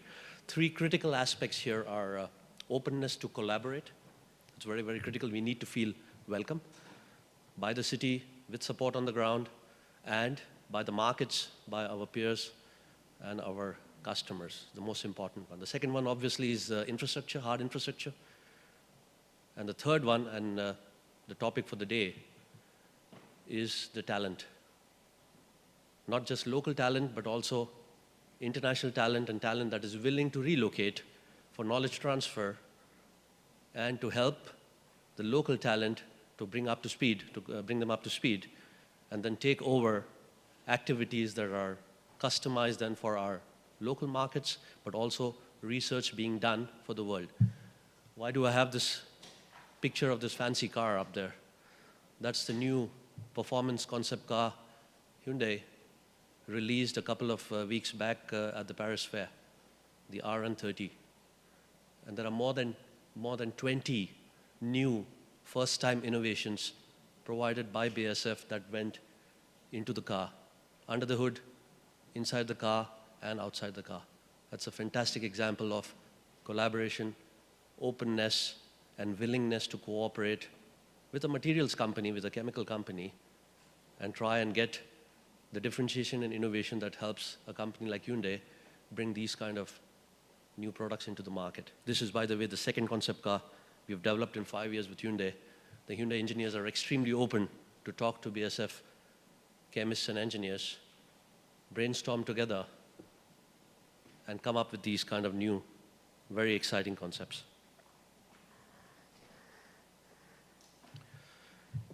We have a history of bringing our R&D competence and innovation close into the markets. Our biggest research and development center in Asia is in Shanghai, in Pudong. We have today 1,000 Chinese postdocs, chemists and engineers working here doing R&D for China and for the world. And why did we select the Pudong site in China, in Shanghai, for this particular activity? Obviously, we want to be close to our markets, and China is, for BASF, our single largest market in Asia. The possibility to collaborate with universities, so we have very, very close cooperation with academia in China. A couple of those names were mentioned. Universities like Tsinghua in Beijing, where we have years and years of history of collaboration and cooperation there. And obviously the talent pool.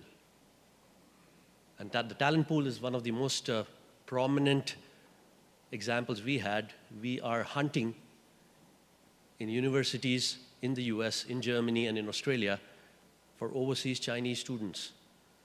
And then we do everything we can to lure them back into China. It's a very, very tough exercise. Something there which was discussed also earlier about looking into overseas Koreans and finding a way to attract them back in. Our experience has been either you find an offer that brings back students who are just through their postdocs, or for a maximum of 2 years of working experience outside of the country. After that, it gets very, very difficult because they get integrated into their new home, and it's extremely difficult to bring them back in. And obviously, coming back in means, to the home country means we get the best of both worlds. We get international competence and local knowledge. And then these are obviously the future talents that do research and development for our company within the country and for the world. So that's just one example of how we do this. In Korea, we have set up our global business in Seoul for electronic chemicals. That's no surprise. You have the big guys sitting here in Korea. We have, since 2014, our R&D center for electronic chemicals in Suwon, and we are embedded into a university here in Korea. So that's another example of what we are trying to do here to localize and bring those competencies as close as possible into the ground here. So what do we look for? This was also discussed: hard factors, infrastructure, soft factors, quality of life. These are some of the factors that we look at. Obviously, proximity to our manufacturing base and to our markets. Policies that make us feel welcome. We are not looking for subsidies. We are looking for policies that make it easy for us to enter into a city, into a market for the first time. The talent pool, extremely crucial. Research excellence. I think Korea has some of the best engineers in the world. This is a talent pool waiting to be exploited. The challenge for us all the time is when we ask our Korean engineers, would you like to go abroad? The answer is, happy to go, but family stays back. And BSF does not like the responsibility of splitting up families. So these are certain cultural issues that have to be tackled all the time to convince Korean talent to also go abroad, get that experience, get more international exposure, and then come back and bring value into their own country. So these are some of the issues that we face. What does that mean? A little bit of advice. A lot of that has been already covered. Seoul is already a great place to live. I think the vision of Mayor Park has already translated into what we see here in terms of infrastructure. I learned that there is a study index called Arcadis Sustainable Cities Index 2016, and Seoul was ranked as the top 10 most sustainable cities in the world. And in the people part, for talent, it was ranked #1. So we have it here. It's all there. What do we need going forward? Becoming more foreigner-friendly. Language was discussed. It can be a barrier. Culture, why is that a barrier? We have 10,000 scientists working all over the world, in North America, in Europe, and in Asia. And obviously the language of communication is English because we have a so-called virtual integration, a virtual Verbund, as we call this in German, and people need to talk to each other. So it's important that language, culture is a competency that's available here so that our team here in Korea is able then to interact with the global network. Collaboration, openness. Hyundai is an example, but that's unfortunately not the rule. Industry in Korea is sometimes too closed, not trusting, not open to collaboration with Western companies like ours. This is always a challenge. It's a matter of trust building. We have been doing this for 55 years, but I guess we are still not where we would like to be. International and local academic collaboration, we have just started this. There's a lot of support from Mayor Park. We also heard about this, where universities are now being asked to step up, open up, and start this collaboration with industry, not just Korean industry, but also foreign industry. And then, of course, policy support. Extremely important. I mean, take the example of China. A 5-year plan comes. They said R&D and innovation is the way forward. Doors are opened. we are encouraged to come in, and everything is done that we feel comfortable. Then we bring in the investments, we build the infrastructure. The same thing happening right now in India. The second global R&D center that we will build in Asia starts up in the first quarter in India. Focus is going to be on life science and agrochemicals, because pharmaceuticals and ag is a big, big industry there. Huge talent pool in India, and the government there basically invited us to come and then set up something there. So these are just some good examples of what cities, regulators, and governments can do to foster this whole culture of innovation, which is so extremely important for this city and for the country of South Korea. Thank you very much.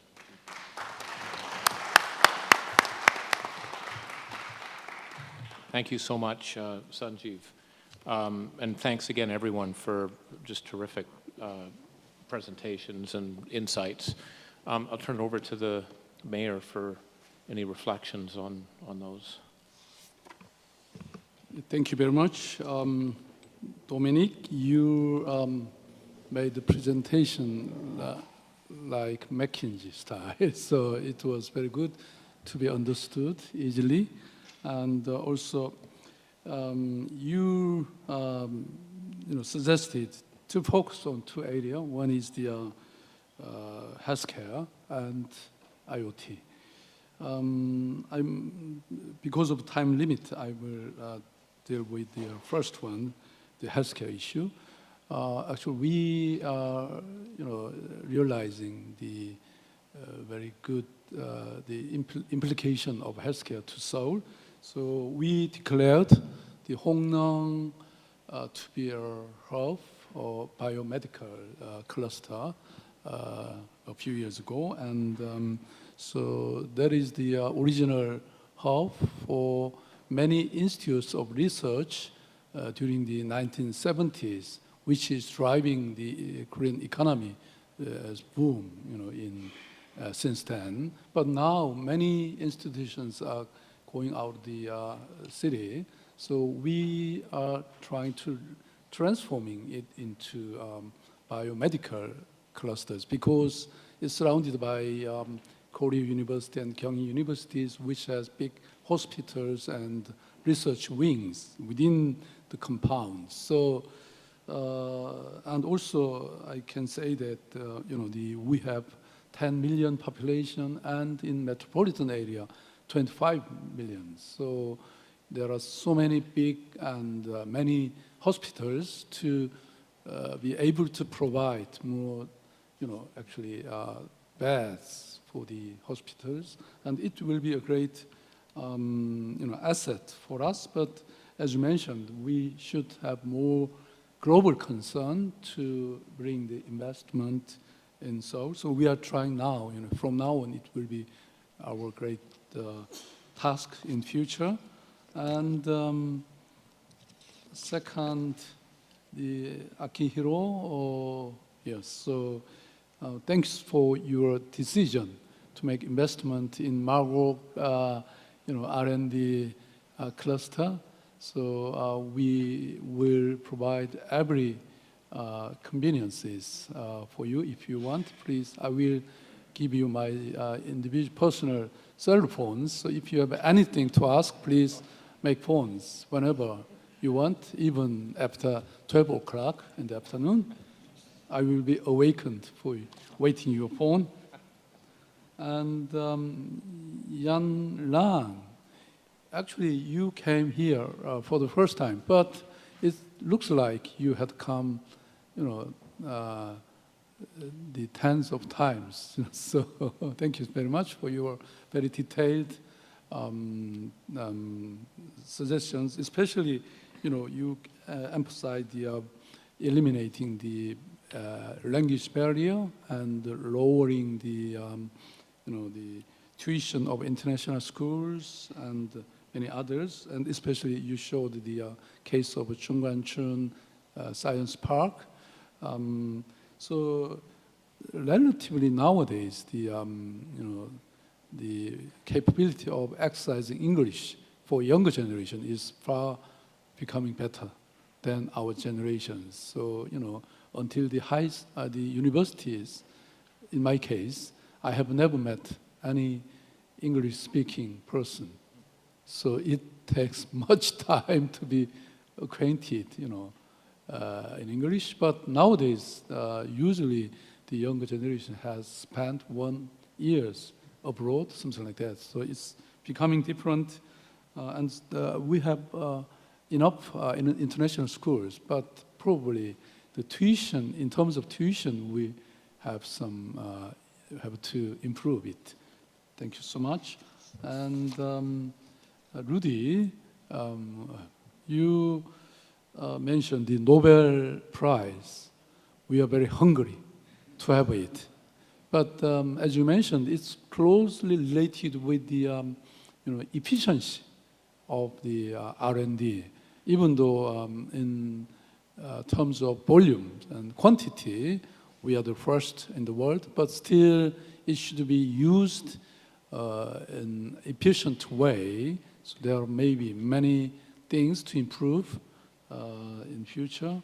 And I'm also impressed by your saying that going it alone.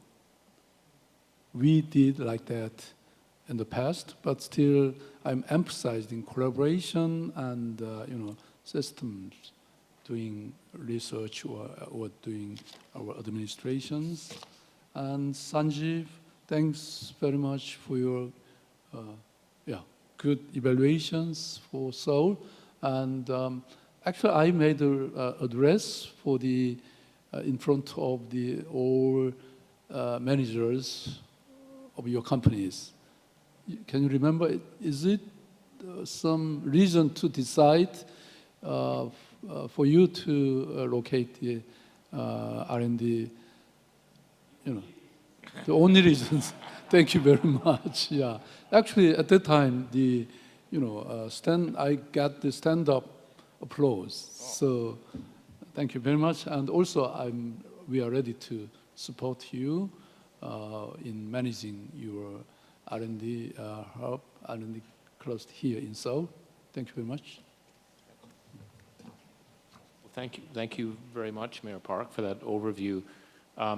We'll turn it to the MC, because I think we're going to do a group photo, and then I think there's a press conference, but I'll hear what you have to tell us to do. All right, thank you very much, Mayor Park, and also our moderator, Mr. Barton, and all of the speakers for what was a very engaging and productive discussion, and also for sharing your insight. The next item on our program is actually the press conference, and so we will take questions from the press. 네, 질문을 원하시는 기자님께서는요, 손을 들고 질문을 해주시면 되겠습니다. 지금부터 기자회견을 시작하도록 하겠습니다. 또 동시 통역이 제공되니까 편안하게 한국어로 질문을 해주셔도 되겠습니다. Ladies and gentlemen, if you could also use the interpretation receivers, because I think some of our members from the press will ask questions in Korean. 네, 여기 앞쪽에 기자님. Thank you so much. My name is Sejong Kim with the Korea Times. I have a question for Mr. Barton. I am personally more interested in quality of life, how to make lives of people more better so that more people would like to come and live here and to work. And your presentation was more focused on the regional R&D hub in Asia.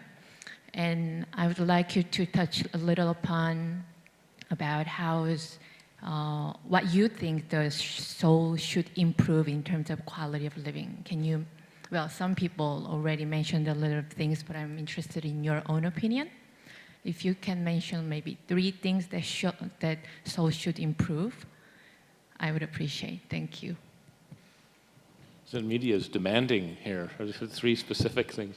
And I'll ask for help from colleagues, because I think there were some good presentations, but if you're asking me, I think that that Seoul actually can be seen as a global center in a number of different areas. We just mentioned 2 of others, but if I say healthcare, healthcare is going through reform in many parts of the world. So first thing I would do is have a marketing arm from Seoul, a bit like the Singaporeans do with the Economic Development Board. It's probably one of the most aggressive country marketing programs where they go out and find people to come and invest. So they would find the equivalents of Toray and BASF, but in the healthcare to come. So that would be one. I would have a marketing program to try and attract the investment, but also the people. The second, I think, is what other people have mentioned before, which is the opening up of the universities to even and attracting more students. I think someone mentioned we only have 124, I can't remember if that was Rick, MBAs. I think we should think about a scholarship program for top postdocs that Korea, or maybe the mayor, the city of Seoul provides to attract the very best of talent to come here, because postdocs like research programs and don't want to be hunting around for the funding. So I would be thinking about ways to attract that specific talent.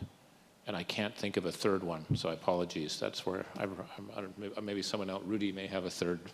Let me make a comment, because I really think that one of the areas that, and this is not just Seoul, but this is South Korea, needs to have is a better public relations activity.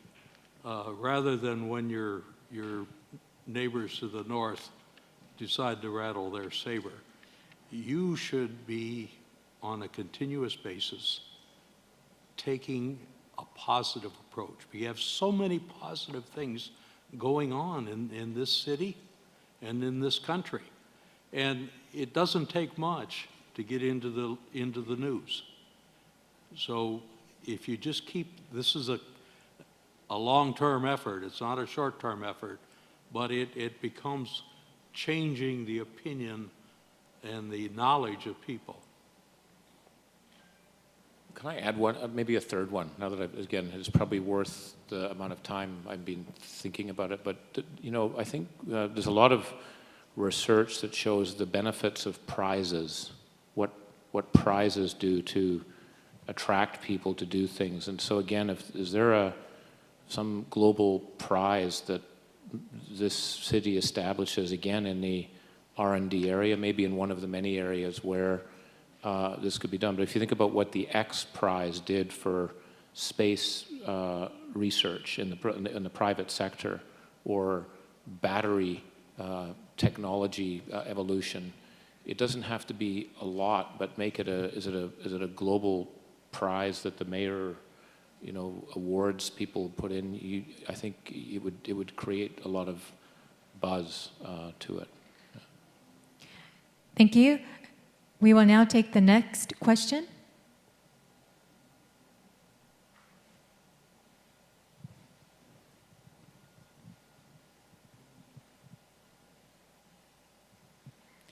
안녕하세요. 전 뉴스원의 정혜아 기자라고 하는데요.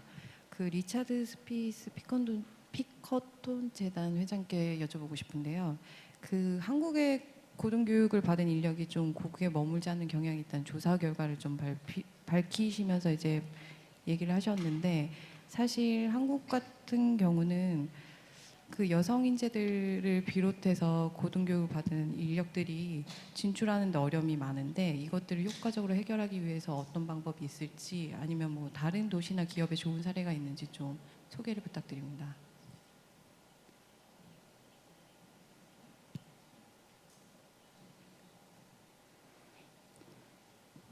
Well, the short answer is that it's a very long answer.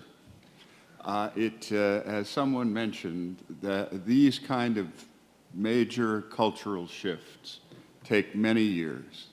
And I think that we have already seen, for example, in a large organization like Samsung, there has been a concerted effort to increase both the numbers and the responsibilities given to women scientists and executives. I think what has to happen is that cultural change takes place within institutions and organizations, but it can be led in the political sphere, and it can be led in the social sphere.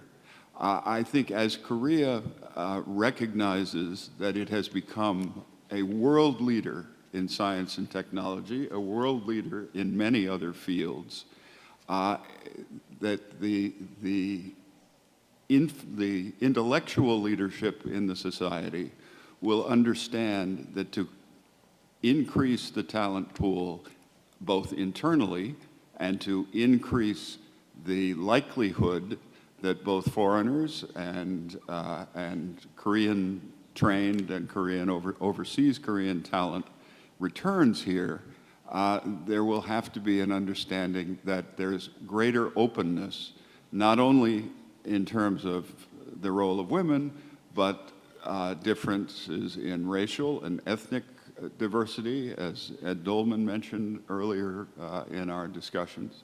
And it is a hallmark of a society that is moving forward in an increasingly globalized, internationalized world, that there is greater openness because we don't have the luxury of excluding groups or people with differences if we are trying to create progress in the long run.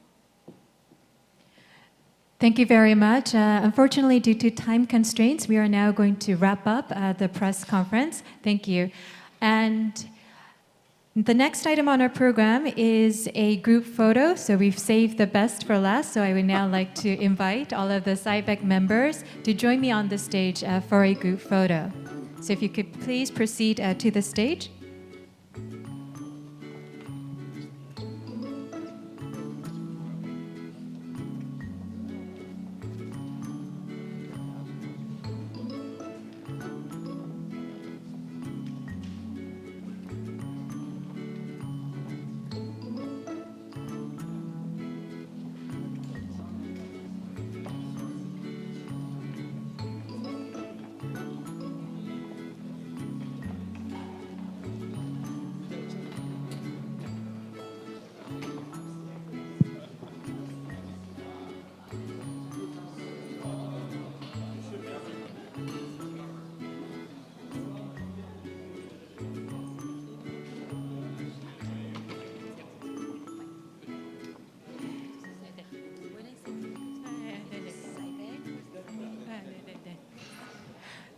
So if you could now face our cameras and give us a big smile, because this is a very meaningful day. Okay, and then so if you can give our cameras a big smile.